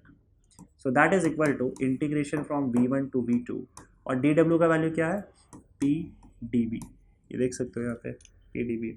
तो ये आपको वर्क डन का यहाँ पे मिल गया फॉर्मूला। वर्क डन का फॉर्मूला है integration of PdV from V1 to V2। Gas के केस में जब किसी सिलेंडर में गैस भरा हुआ हो, तो उस केस में जो वर्क डन होता है, वो वर्क डन का फॉर्मूला आप ये लिख सकते हो, integration of PdV from V1 to V2। dV जो है छोटा सा वॉल्यूम एलिमेंट है, जो वॉल्यूम चेंज हुआ है उसका, V1 से लेकर V2 तक आप इंटीग्रेट कर दो, इस फॉर्मूले से आप वर्क डन निकाल सकते हो। इसमें एक स्पेशल केस में मान के चल सकता हूँ, एक special case, if P is equal to constant, अगर आपके प्रोसेस में प्रेशर चेंज नहीं होता, प्रेशर कांस्टेंट होता है, तो आपका वर्क डन क्या हो जाएगा बताओ। देखो अगर प्रेशर कांस्टेंट है तो कांस्टेंट इंटीग्रेशन के बाहर आ जाता है, तो इंटीग्रेशन के बाहर ले आओ, integration from V1 to V2 क्या हो जाएगा आपका, dV हो जाएगा। तो यहाँ से आप देख सकते हो कि work done is equal to क्या हो जाएगा, P dV का इंटीग्रेशन क्या होगा, देखो dx का इंटीग्रेशन x होता है, dx का इंटीग्रेशन x होता है, तो ऑब्वियसली बात है dV का इंटीग्रेशन क्या हो जाएगा, v हो जाएगा, तो आप v लिख लो, और ये लिमिट्स यहाँ पे V1 से लेकर V2 तक अप्लाई हो रहा है। अब अगर आपको रूल पता है डेफिनेट इंटीग्रेशन का लिमिट्स के साथ, तो हमको पता है कि हम v के जगह पे पहले क्या लिखेंगे, अपर वैल्यू लिखेंगे, अपर लिमिट लिखेंगे, फिर माइनस लिखेंगे, और फिर v के जगह पे लोअर लिमिट। तो ये इंटीग्रेशन का रूल है, अब तक तो आप जानते ही रहोगे, और नहीं भी जानते हो तो आप समझ लो कि जब हम इंटीग्रेशन करते हैं और लिमिट्स होता है, तो हम उस वैल्यू पे, जैसे मान लो हमने यहाँ पे v के टर्म्स में इंटीग्रेट किया हुआ है, तो इस v की जगह पे पहले अपर वैल्यू लिखेंगे, फिर माइनस लिखेंगे, फिर v की जगह पे लोअर वैल्यू लिखेंगे। तो ये रूल है मैथमेटिक्स का इस तरीके से। अब V2 माइनस V1 क्या होगा, V2 minus V1 is change in volume, तो आपका वर्क डन का फॉर्मूला क्या बन जाएगा, P delta V, change in volume. लेकिन इसका कंडीशन क्या है कि ये हमने तब निकाला है वर्क डन जब आपका प्रेशर कांस्टेंट है, ठीक है। तो देखो यहाँ पे आप देख सकते हो कि वर्क डन तभी होगा जब आपका प्रेशर, जब आपका वॉल्यूम चेंज होगा। अगर मान लो पिस्टन यहीं पे पड़ा हुआ है, ना अंदर जा रहा है ना बाहर जा रहा है, और गैस का वॉल्यूम चेंज ही नहीं हो रहा है, तो ऐसे केस में बोलेंगे वर्क डन हो ही नहीं रहा, क्योंकि डिस्प्लेसमेंट ही नहीं हो रहा। अगर डिस्प्लेसमेंट ही नहीं होगा पिस्टन का आगे पीछे कहीं भी, तो वर्क डन होगा ही नहीं। वर्क डन के लिए डिस्प्लेसमेंट तो ज़रूरी है ना, तो डिस्प्लेसमेंट हुआ इसका मतलब समझ लो वॉल्यूम चेंज हो गया। तो एक बात तो तय है, आप यहाँ पे समझ सकते हो कि इफ V इज कांस्टेंट, अगर आपका वॉल्यूम कांस्टेंट है, then there is no work done. अगर आपका वॉल्यूम चेंज नहीं होता है, work done work done will be there, work done will be there only if volume changes, only if volume changes.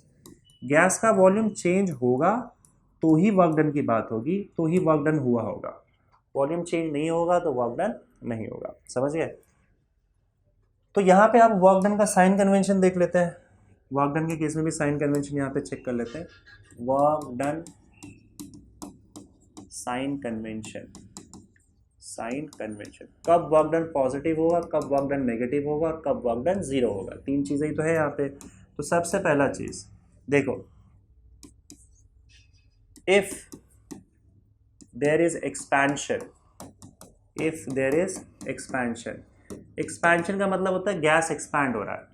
ठीक है, गैस एक्सपैंड होने का मतलब यहाँ पे अगर सपोज करो आपका गैस का सिलेंडर है और इसके अंदर आपका गैस भरा हुआ है और आपका पिस्टन जो है वो ऊपर की ओर जा रहा है, पहले इधर था, बाद में पिस्टन अब यहाँ पे आ गया, तो इसका मतलब गैस का वॉल्यूम बढ़ रहा है, गैस एक्सपैंड हो रहा है, इसका मतलब गैस का वॉल्यूम हो रहा है। So if there is expansion, expansion मतलब volume increases, volume of gas increases.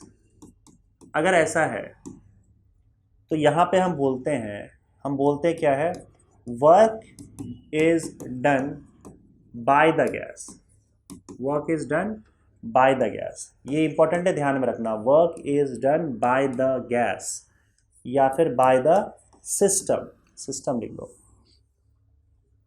Work is done by the system.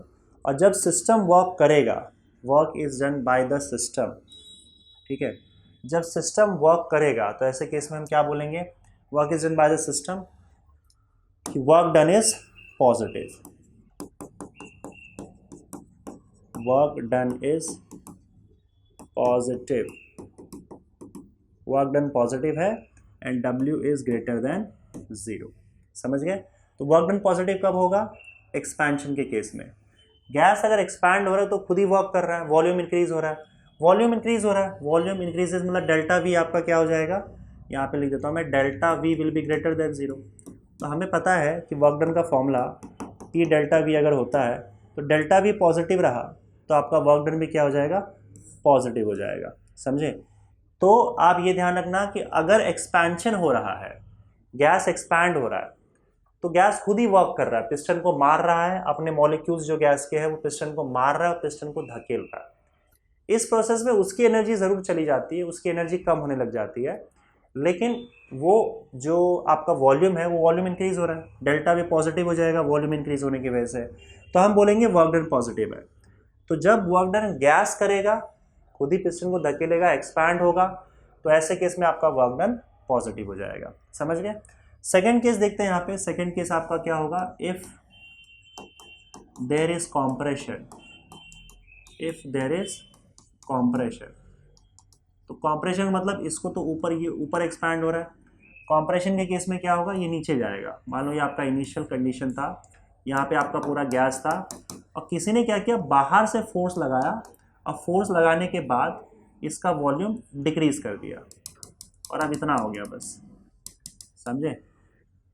So if there is compression, अगर कॉम्प्रेशन है तो ऑब्वियसली बात है कि वॉल्यूम डिक्रीजेस, वॉल्यूम कम हो जाएगा, वॉल्यूम डिक्रीजेस, इसका मतलब डेल्टा वी नेगेटिव हो जाएगा। डेल्टा वी अगर नेगेटिव होगा तो ऐसे केस में आपका वर्क डन इज नेगेटिव, तब आपका वर्क डन भी नेगेटिव हो जाएगा, W will be less than 0। और ऐसे केस में हम क्या बोलेंगे, work is done on the system, work is done on the system, system पर वर्क हो रहा है। तो जब सिस्टम पर वर्क होगा तो हम वर्क डन नेगेटिव लेंगे, सिस्टम को पकड़ के दबोचा जा रहा है, कॉम्प्रेस किया जा रहा है।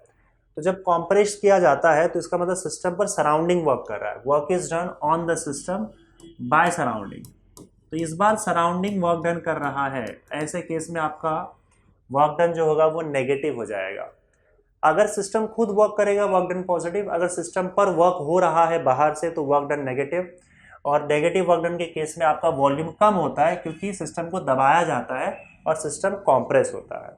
सिंपल है, ठीक है। और third case, if there is no change in volume. अगर आपका सिस्टम का जो वॉल्यूम है वो फिक्स हो जाता है, तो अब जैसे आपने सिस्टम को फिक्स कर दिया कहीं पे, अब वो मूव ही नहीं हो रहा है, उसका पिस्टन फिक्स हो गया, तो वॉल्यूम चेंज होगा ही नहीं सिस्टम का। There is no change in volume. Volume ही अगर चेंज नहीं होगा मतलब वॉल्यूम कांस्टेंट हो गया। अगर वॉल्यूम कांस्टेंट होता है तो चेंज इन वॉल्यूम जीरो हो जाएगा। तो पी डेल्टा वी आप देखोगे work done is equal to P delta V में, तो वर्क डन आपका जीरो हो जाएगा। तो ऐसे केस में आपका वर्क डन जीरो हो रहा है। तब ना तो सिस्टम खुद वर्क कर रहा है, ना ही कोई सिस्टम के ऊपर वर्क कर रहा है। ठीक है, यहाँ पे टोटल वर्क डन ही आपका जीरो हो जाएगा। So if there is no change in volume, ना ही कॉम्प्रेशन ना ही एक्सपेंशन। तो आप ऐसा बोल सकते हो कि जब एक्सपेंशन होगा सिस्टम गैस खुद वर्क कर रहा है, सिस्टम खुद वर्क करेगा, सिस्टम मतलब वही गैस, वर्क डन पॉजिटिव होगा। अगर कॉम्प्रेशन होगा, वॉल्यूम कम हो रहा है, सिस्टम पर वर्क किया जा रहा है सराउंडिंग द्वारा, तब ऐसे केस में वॉल्यूम डिक्रीज होगा, वर्क डन आपका नेगेटिव हो जाएगा। जब आपका वॉल्यूम ही चेंज नहीं होगा तो work done will B zero. साफ बात है। ठीक है, आगे बढ़ते बच्चों, और अब हम यहाँ पे फाइनली बात करेंगे फर्स्ट लॉ ऑफ थर्मोडायनेमिक्स। तो फर्स्ट लॉ ऑफ थर्मोडायनेमिक्स का डिस्कशन होगा यहाँ पे।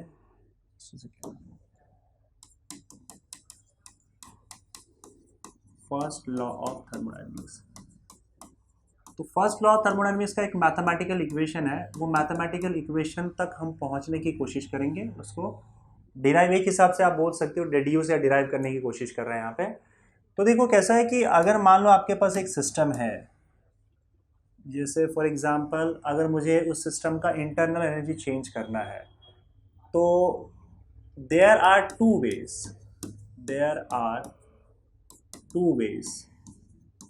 To change internal energy of a system, to change internal energy of a system।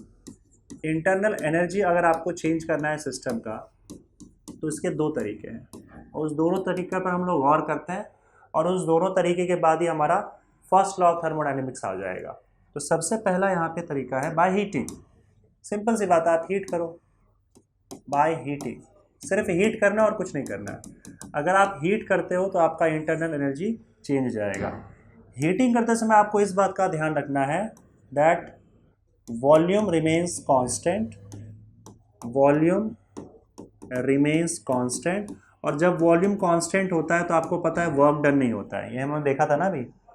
अगर वॉल्यूम कांस्टेंट है, वॉल्यूम चेंज नहीं हो रहा है, तो आपका वर्क डन जो होगा वो ज़ीरो हो जाएगा।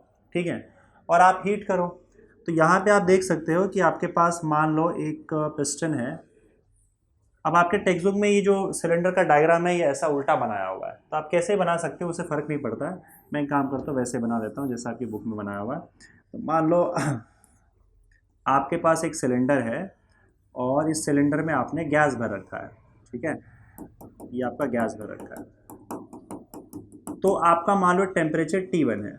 ओके, T1 टेम्परेचर है, इसको आप हीट करो, ये आपका पिस्टन है इसके अंदर, और आपने पिस्टन को फिक्स कर रखा है। पिस्टन को फिक्स कर दिया, इसका मतलब इसका वॉल्यूम चेंज नहीं होगा।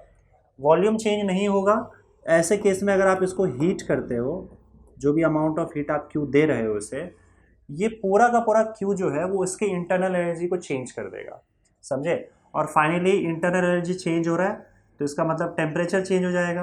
मैंने आपको बताया था कि इंटरनल एनर्जी जो होता है वो टेम्परेचर पर डिपेंड करता है, ये भी डिस्कशन किया था, अभी देख रहे हो ना। किधर गया था, अच्छा वो इंटरनल एनर्जी में मैंने डिस्कशन किया था। चलो ठीक है, इंटरनल एनर्जी यू जो है वो सिर्फ टेम्परेचर पर डिपेंड करता है। तो टेम्परेचर बढ़ेगा तो इंटरनल एनर्जी बढ़ेगा। तो आप जो भी हीट फिलहाल दे रहे हो इसको, ये सारा का सारा हीट इसका इंटरनल एनर्जी बढ़ा देगा। आप पिस्टन को मूव नहीं होने दे रहे हो, इसका मतलब गैस जो है वो मूव नहीं हो रहा है, तो वर्क डन नहीं कर पा रहा है। अब क्योंकि गैस वर्क डन नहीं कर पा रहा है, तो अपना जो भी एनर्जी है वो सिर्फ अपना इंटरनल एनर्जी को बढ़ाने में यूज़ करेगा, क्योंकि वर्क डन में जो एनर्जी खर्च होने वाला था वो आप वर्क डन होने ही नहीं दे रहे हो, पिस्टन को फिक्स करके रखे हो। तो इसका टेम्परेचर T2 होगा, और हीट करने के बाद आफ्टर हीटिंग हीट करने के बाद, क्योंकि इसका इंटरनल एनर्जी बढ़ चुका है, तो आपका ये मान लो इसका इंटरनल एनर्जी U2 है, इसका इस केस में इंटरनल एनर्जी U1 है, तो आपका T2 will be greater than T1 and your U2 will be greater than U1। Temperature बढ़ जाएगा और इंटरनल एनर्जी बढ़ जाएगा हीटिंग करने के बाद। तो आपका दिया हुआ जो भी हीट है वो सारा का सारा इसके इंटरनल एनर्जी में चला जाएगा। दैट इज जो भी इसके इंटरनल एनर्जी में चेंज होता है delta U, that will be equal to Q. ये फर्स्ट केस होगा। ये कब होगा बताओ? जब वर्क डन जीरो होगा, आप वॉल्यूम बढ़ने नहीं दोगे, सिर्फ हीट कर रहे हो, तो सारा हीट इसके इंटरनल एनर्जी को बढ़ा देगा। So change in internal energy in this case is equal to heat supplied. Simple, ठीक है। एक तो हो गया बाय हीटिंग। दूसरा अगर आप देखोगे तो दूसरा तरीका और है, and that is by doing work on the system. By doing work on the system. अब ये क्या है? अच्छा, इसमें एक और बात मैं आपको बता दूं कि अगर सपोज करो आप इससे हीट खींच लेते हो, सिस्टम से आप हीट खींच भी सकते हो। सिस्टम से अगर आपने हीट निकाला तो भी डेल्टा यू किसके बराबर हो जाएगा? क्यू के बराबर हो जाएगा। लेकिन ये फिर क्यू नेगेटिव होगा और आपका change in internal energy negative हो जाएगा। तो अगर आप सिस्टम से हीट निकाल लेते हो तो सिस्टम का इंटरनल एनर्जी कम हो जाएगा, और अगर आप सिस्टम को हीट देते हो तो सिस्टम का इंटरनल एनर्जी बढ़ेगा। जितना हीट दोगे उतना ही उसका इंटरनल एनर्जी इंक्रीज हो जाएगा, और जितना हीट उससे छीन लोगे उतना ही उसका इंटरनल एनर्जी कम हो जाएगा। तो दोनों ही सूरतों में जितना भी उसका इंटरनल एनर्जी चेंज होगा वो हीट सप्लाइड के इक्वल हो जाएगा, ठीक है, by doing work on the system. अब हम क्या कर सकते हैं? यहाँ पे देखो, सिस्टम पे वर्क कर दो। इस केस में देखो हमने क्या कर रखा था? वर्क डन जीरो कर रखा था, और इस केस में हम ये मेक श्योर करेंगे नो हीटिंग, आपको कोई हीट नहीं देना है, ठीक है। नो हीटिंग मतलब क्यू का वैल्यू क्या होगा? जीरो होगा। आपको करना क्या है? जैसे मान लो ये आपका पिस्टन है, ठीक है, ये, और ये फाइनल केस है आपका। तो आपका पिस्टन जो है मान लो इस पोजीशन पे है फिलहाल, और इसका कुछ ना कुछ वॉल्यूम है, लेट्स से कि उसका वॉल्यूम V1 है, राइट। आपने क्या किया? बाहर से इस पिस्टन को फोर्स लगाकर मूव करके गैस को कॉम्प्रेस कर दिया। अब जब आप गैस को कॉम्प्रेस कर रहे हो, इसका मतलब आप गैस को एनर्जी दे रहे हो, क्योंकि आप वर्क कर रहे हो। अगर सपोज करो मैं इसको अगर गैस को कॉम्प्रेस करता हूँ तो मैं मेहनत कर रहा हूँ ना, तो मेरी एनर्जी जो है उसके अंदर ट्रांसफर होगी। मेरी एनर्जी मैं लूज करूँगा और वो एनर्जी क्या हो जाएगा? इस गैस को मिल जाएगा। तो मान लो इस पिस्टन अगर यहाँ पे था और मैंने कॉम्प्रेस करके पिस्टन को यहाँ ला दिया, तो मेरे फोर्स ने या मैंने जो भी वर्क डन किया है इस केस में, वो वर्क डन क्या हो जाएगा? इसके इंटरनल एनर्जी में चला जाएगा, समझे। लेकिन आप लोगों को पता है कि इस बार जो आपका वर्क डन हुआ है वो नेगेटिव हुआ है, राइट। वर्क डन आपका नेगेटिव हुआ है क्योंकि इंटरनल एनर्जी इंक्रीज हुआ है। जितना इंटरनल एनर्जी इंक्रीज होगा उतना ही नेगेटिव वर्क डन किया जाएगा। तो डेल्टा यू इस बार क्या होगा? -W के बराबर होगा। देखो, in compression work done is negative, ये हम पहले ही देख चुके हैं। अगर कॉम्प्रेशन है, in compression W is negative, work done is negative. तो ये V1 ये V2, हम लोग को पता है कि V2 is less than V1। आपने वॉल्यूम डिक्रीज किया है, वर्क डन नेगेटिव हुआ है, और जितना आपने वर्क डन किया है उतना ही सिस्टम को एनर्जी मिला है। सिंपल सी बात है, ठीक है। तो सिस्टम के अंदर जो भी एनर्जी इंक्रीज हुआ है वो क्या हो गया? उसका नेगेटिव वर्क डन के बराबर होगा। अब बात सिंपल है, देखो, अगर सिस्टम खुद वर्क करता है, या इसको आप ऐसे देख सकते हो, ये काम कर सकते हैं आप इसको। अगर सपोज करो सिस्टम खुद वर्क डन कर रहा है, इसको ऐसे देखते हैं हम लोग। मान लो अगर सिस्टम खुद वर्क कर रहा है ना, खुद वर्क कर रहा है मतलब एक्सपैंड हो रहा है, तो एक्सपैंड हो रहा है तो उसकी एनर्जी कम होते जाएगी। अगर वर्क डन आपका पॉजिटिव है, यहाँ पे मैं लिख दे डेल्टा इज इक्वल -W, इसको मैं एक्सप्लेन कर रहा हूँ। एक्सप्लेनेशन देखो, मान लो सिस्टम खुद वर्क कर रहा है, तो अगर खुद वर्क करेगा तो एक्सपैंड होता चला जाएगा। एक्सपैंड हो रहा है तो उसको खुद मेहनत लगेगा। ये तो मैंने सिर्फ कॉम्प्रेशन का बताया ना, एक्सपेंशन का भी देख लो। अगर सिस्टम एक्सपैंड हो रहा है, जैसे पहले यहाँ पे था, और फाइनली अगर उसे एक्सपैंड होना है, ये हो गया कॉम्प्रेशन। यहाँ पे हम एक्सपेंशन की बात कर लेते हैं, एक्सपेंशन। अगर उसे एक्सपैंड होना है तो क्या करना पड़ेगा? उसे पिस्टन को धक्का मारना पड़ेगा दूर ले जाने के लिए। तो जब सिस्टम खुद धक्का मार रहा है पिस्टन को, तो सिस्टम की एनर्जी जाएगी। मान लो सिस्टम अपनी एनर्जी, इंटरनल एनर्जी खर्च करते करते इसने क्या किया? पिस्टन को दूर धक्का मारा और अपना वॉल्यूम बढ़ा लिया, और उसने सिस्टम पे मतलब उसने वर्क किया, गैस ने वर्क किया ना। क्योंकि वर्क यहाँ पे एक्सपेंशन में हो रहा है, सिस्टम खुद वर्क कर रहा है, तो हम वर्क डन पॉजिटिव लेंगे, नो डाउट। हम क्या लेंगे? वर्क डन पॉजिटिव लेंगे, क्योंकि सिस्टम ने खुद वर्क किया है। ये साइन कन्वेंशन हमने पहले से फिक्स कर रखा था कि अगर सिस्टम खुद वर्क करता है और एक्सपेंशन होता है, अगर आपको नहीं ध्यान में है तो यहाँ पे देख लेते हैं वर्क डन का sign convention. If there is expansion work done is positive, तो अगर एक्सपेंशन होता है तो हमारा वर्क डन पॉजिटिव होगा। लेकिन इंटरनल एनर्जी का क्या होगा बताओ? क्योंकि सिस्टम ने खुद वर्क करके पिस्टन को धक्का मार मार के बाहर किया है, तो सिस्टम की इंटरनल एनर्जी तो खर्च हो रही है ना वर्क डन में, तो उसकी इंटरनल एनर्जी कम हो जाएगी एंड जो इंटरनल एनर्जी में चेंज होगा वो नेगेटिव होगा। तो ये work done will be equal to minus delta U. समझे? दूसरा केस देखते हैं यहाँ पे कॉम्प्रेशन के केस में। कॉम्प्रेशन के केस में क्या होगा बताओ? कॉम्प्रेशन के केस में डेल्टा यू जो भी इंटरनल एनर्जी में चेंज आएगा वो पॉजिटिव आएगा। क्यों? क्योंकि जब बाहर से कोई वर्क डन कर रहा है, कॉम्प्रेस कर रहा है, तो ऐसे केस में सिस्टम को वर्क नहीं करना पड़ा है, सिस्टम पे वर्क हो रहा है। तो अगर मैं वर्क कर रहा हूँ तो मेरी एनर्जी जा रही है, तो सिस्टम को एनर्जी मिल रही है। मेरी जो भी एनर्जी जाएगी कॉम्प्रेशन में, मैं मेहनत करूँगा, वो एनर्जी सिस्टम को मिल जाएगी। तो कॉम्प्रेशन के केस में सिस्टम की इंटरनल एनर्जी बढ़ जाती है, पर आपको पता है कि इस बार वर्क डन नेगेटिव होगा। क्यों? ये तो हमारा साइन कन्वेंशन था कि अगर कॉम्प्रेशन हो रहा है, वॉल्यूम कम हो रहा है, तो आपका वर्क डन नेगेटिव होगा। तो जब इंटरनल एनर्जी बढ़ेगा तो वर्क डन नेगेटिव हो जाएगा। जब इंटरनल एनर्जी कम या वर्क डन अगर पॉजिटिव होगा तो इंटरनल एनर्जी कम हो जाएगा एक्सपेंशन के केस में। इन शॉर्ट, अगर वर्क डन पॉजिटिव है तो change in internal energy negative होगा, अगर वर्क डन नेगेटिव है तो change in internal energy positive होगा। तो आप दोनों तरीके से लिख सकते हो, दोनों का रिजल्ट सेम है। तो हम क्या कर सकते हैं, यहाँ पे इसको एक साथ ले लेते हैं हम लोग कि delta U is equal to minus W, और यहाँ पे मैं दो स्टेटमेंट लिख देता हूँ। In compression work done is negative, in expansion, यहाँ पे in compression work done is negative, और internal energy U increases, internal energy increases, therefore delta U is positive. उसी तरीके से इन एक्सपेंशन, जब एक्सपांड हो रहा है तो वर्क डन आपका नेगेटिव होता है, सॉरी वर्क डन आपका पॉजिटिव होता है। एक्सपेंशन के केस में वर्क डन पॉजिटिव होता है, पर क्योंकि इंटरनल एनर्जी कम हो जाता है तो देयरफॉर आपका डेल्टा यू का वैल्यू नेगेटिव आ जाता है। समझे?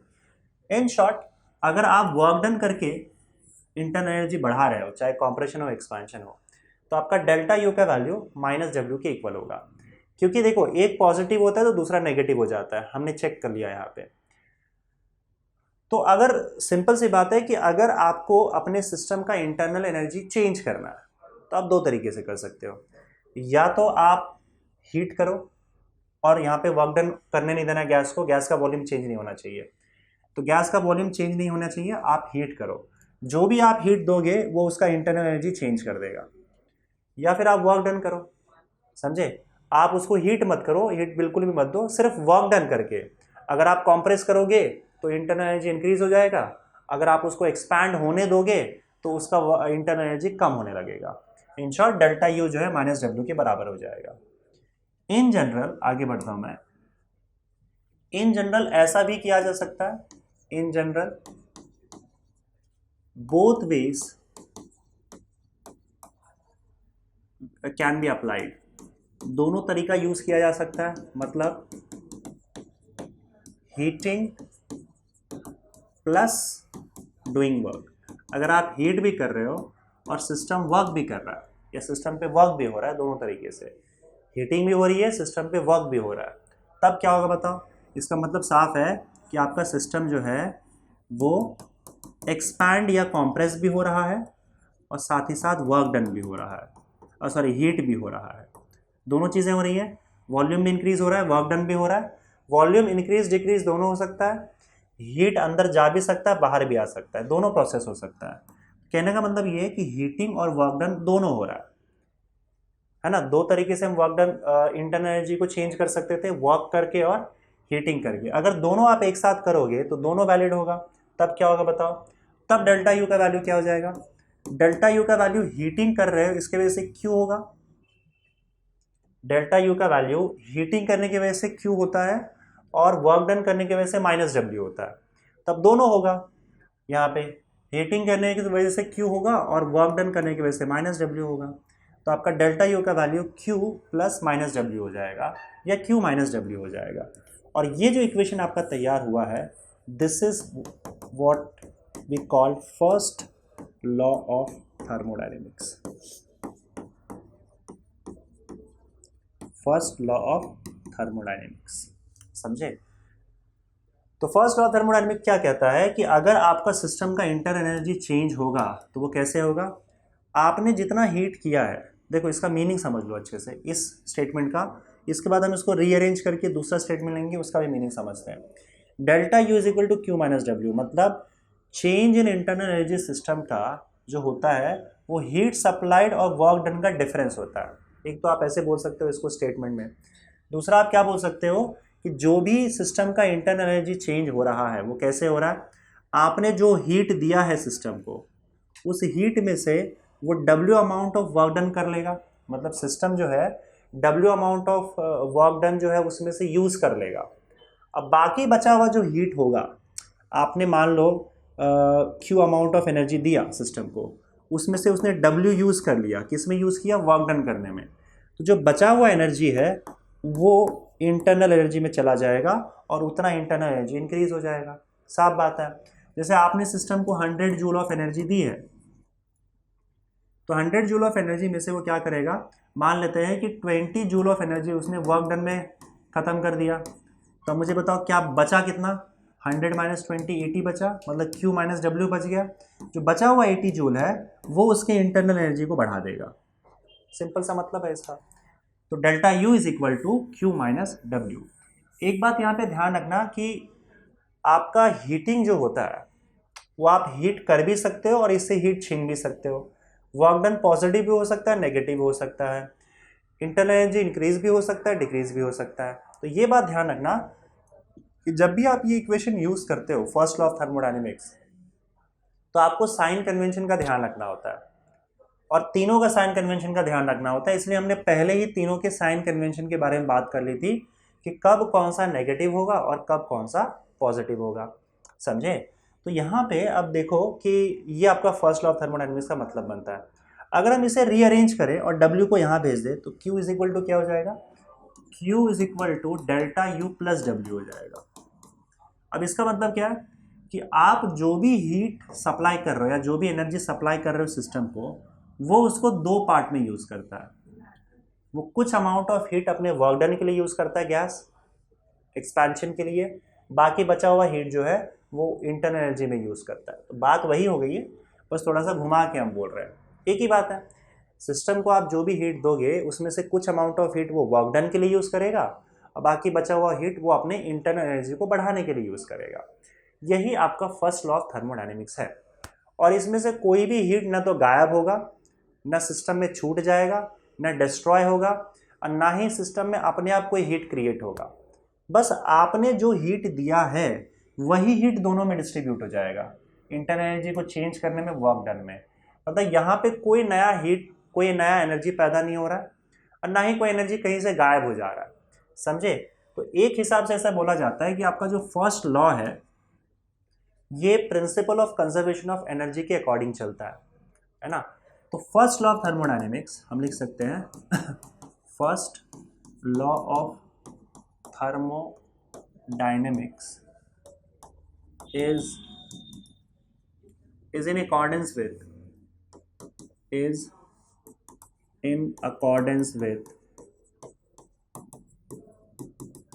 principle of conservation of energy, या law of conservation of energy बोल लो आप, principle of conservation of energy.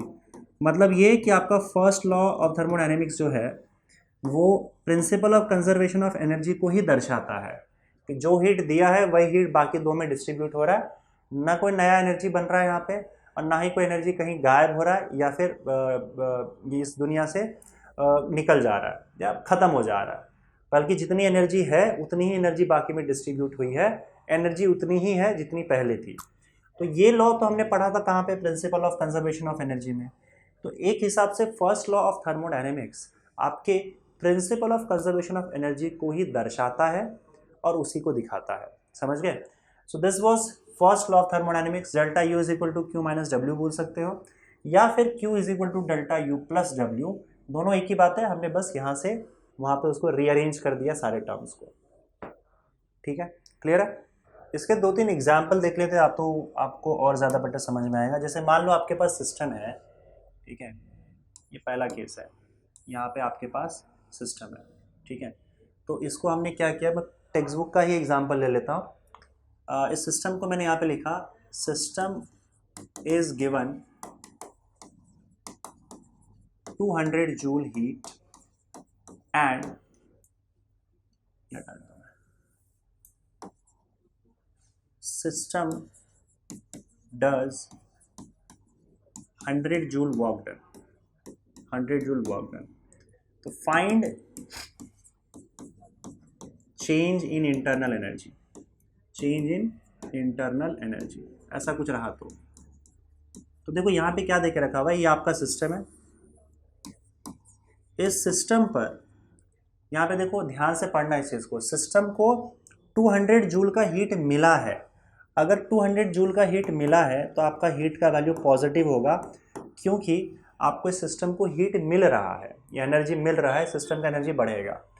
And system does 100 joule work, और सिस्टम खुद अगर वर्क कर रहा है तो वर्क डन पॉजिटिव होता है, क्योंकि सिस्टम वर्क कर रहा है मतलब वॉल्यूम एक्सपैंड होगा और उसका वर्क डन पॉजिटिव होगा। तो इसका जो वर्क डन है वो वर्क डन कितना हो जाएगा, 100 जूल, ये खुद कर रहा है। अब यहीं से आप हिसाब लगा सकते हो कि सिस्टम को अगर मैंने 200 जूल दिया, उसमें से उसने 100 जूल एनर्जी खर्च कर दिया वर्क डन में, तो फिर टोटल कितना बचेगा इसके पास, 100 जूल, और वो 100 जूल उसके इंटरनल एनर्जी में चला जाएगा। तो डायरेक्टली डेल्टा यू का वैल्यू 100 जूल है। बाकी first law of thermodynamics, delta U is equal to Q minus W होता है। अगर सही प्रॉपर साइन कन्वेंशन यूज करोगे तो आपको मैथमेटिकली आंसर मिल जाएगा 100, that is equal to 100 joule.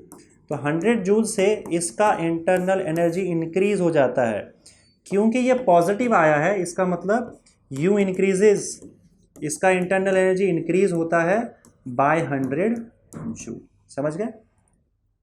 अच्छा, सेकंड क्वेश्चन देखते हैं यहाँ पे। सेकंड क्वेश्चन मैं यहाँ पे ये कह रहा हूँ कि यहाँ पे अगर मैं ये बोलूँ कि system loses 200 joule and 100 joule work is done on the system. Words को ध्यान से समझना, यहीं पे सब समझ में आ जाएगा। तो आपका चेंज इन इंटरनल एनर्जी कितना होगा, तो ये फिर आपका सिस्टम हो गया। अब इसमें क्या लिखा है बताओ, सिस्टम लूजेस 200 जूल, अगर सिस्टम से 200 जूल का एनर्जी जो है, हीट है, वो छीन लिया गया मतलब सिस्टम से बाहर जा रहा है हीट। तो अब यहाँ पे इसको हम लोग -200 जूल लिखेंगे, क्योंकि सिस्टम ने एनर्जी लूज किया हुआ है और सिस्टम पे वर्क डन किया गया है। 100 joule work is done on the system ने खुद नहीं किया है। तो अब आप सिस्टम पे वर्क डन करोगे तो उसका वॉल्यूम डिक्रीज होगा और वर्क डन नेगेटिव हो जाएगा। तो सिस्टम पे वर्क किया गया है, इसका मतलब सिस्टम पे वर्क इस तरीके से हम कर रहे हैं, सिस्टम एक्सपैंड नहीं हो रहा है, कॉम्प्रेस हो रहा है। ऐसे केस में वर्क डन इस बार आपका आएगा नेगेटिव 100 जूल। ठीक है, तो अगर आप पहले डेल्टा यू निकाल लो, फिर इसका मैं एग्जैक्ट मीनिंग बताऊंगा। Delta U is equal to Q minus W होता है।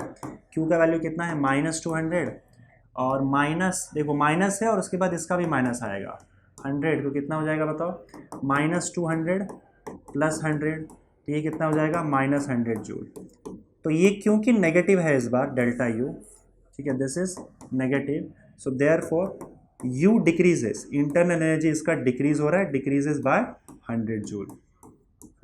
अब इसका मतलब देखो सिस्टम से 200 जूल बाहर निकल गया, लेकिन सिस्टम पर किसी ने वर्क करके उसको 100 जूल वापस दे दिया। जब सिस्टम पे वर्क किया जाता है तो सिस्टम को एनर्जी मिलती है। तो अगर मान लो 200 जूल उसका बाहर चला गया और उसको कोई 100 जूल दे दिया, तो पूरे सिस्टम का एनर्जी जो है वो 100 जूल से नीचे चला जाएगा। वैसे तो 200 जूल से जा रहा था, लेकिन क्योंकि 100 सप्लाई करके किसी ने वर्क डन करके उसे दे दिया, तो सिर्फ 100 जूल से ही उसकी एनर्जी कम हुई है। तो यह सिस्टम की इंटरनल एनर्जी 100 जूल से कम हो गई। वहीं यहाँ पे आपको -100 जूल दिख रहा है। समझ गए कि नहीं इसका मतलब? चलो एक लास्ट एग्जांपल और भी देख लेते हैं। तो यहाँ पे अगर जैसे मान लो कि सिस्टम लूजेस, एक और क्वेश्चन अगर ऐसा है, system loses 100 joule energy 100 joule heat and 100 joule work is done on the system. 100 joule work is done on the system. System पर 100 जूल वर्क किया गया, तो ये मान लो आपका सिस्टम है। अब फिर देखते हैं यहाँ पे सिस्टम ने 100 जूल एनर्जी लूज कर दिया, तो ये -100 हो जाएगा क्योंकि लूज कर रहा है, नेगेटिव आएगा। पर सिस्टम पे वो 100 जूल वर्क डन किया गया है। 100 जूल वर्क डन किया गया मतलब कॉम्प्रेशन हुआ है, कोई कर रहा है तो कॉम्प्रेशन होगा, आपका सिस्टम कॉम्प्रेस होगा, उसका वॉल्यूम डिक्रीज होगा, तो वर्क डन नेगेटिव हो जाएगा और ये -100 हो जाएगा। तो अब अगर मैं आपसे पूछूं कि भाई चेंज इन इंटरनल एनर्जी कितना होगा, तो delta U is equal to Q minus W हो जाएगा। क्यू का वैल्यू -100 है, माइनस वर्क डन का वैल्यू -100 होगा, तो that will be equal to -100 plus 100 and that is equal to 0। इसका मतलब आपका इंटरनल एनर्जी जो है वो कांस्टेंट है, आपके इंटरनल एनर्जी में कोई चेंज नहीं आया है। तो ये देखो साफ साफ बात है कि सिस्टम 100 जूल एनर्जी लूज करता है, पर फिर बाहर का जो सराउंडिंग है उस पर 100 जूल वर्क करके उसे वो 100 जूल एनर्जी दे देता है। तो सिस्टम के एनर्जी को कोई फर्क नहीं पड़ रहा, उसका इंटरनल एनर्जी कांस्टेंट ही रहेगा, क्योंकि जितना उसने लूज किया है उतना कोई वर्क डन करके उसके ऊपर कॉम्प्रेस करके उसे वो एनर्जी दे दे रहा है। साफ बात है।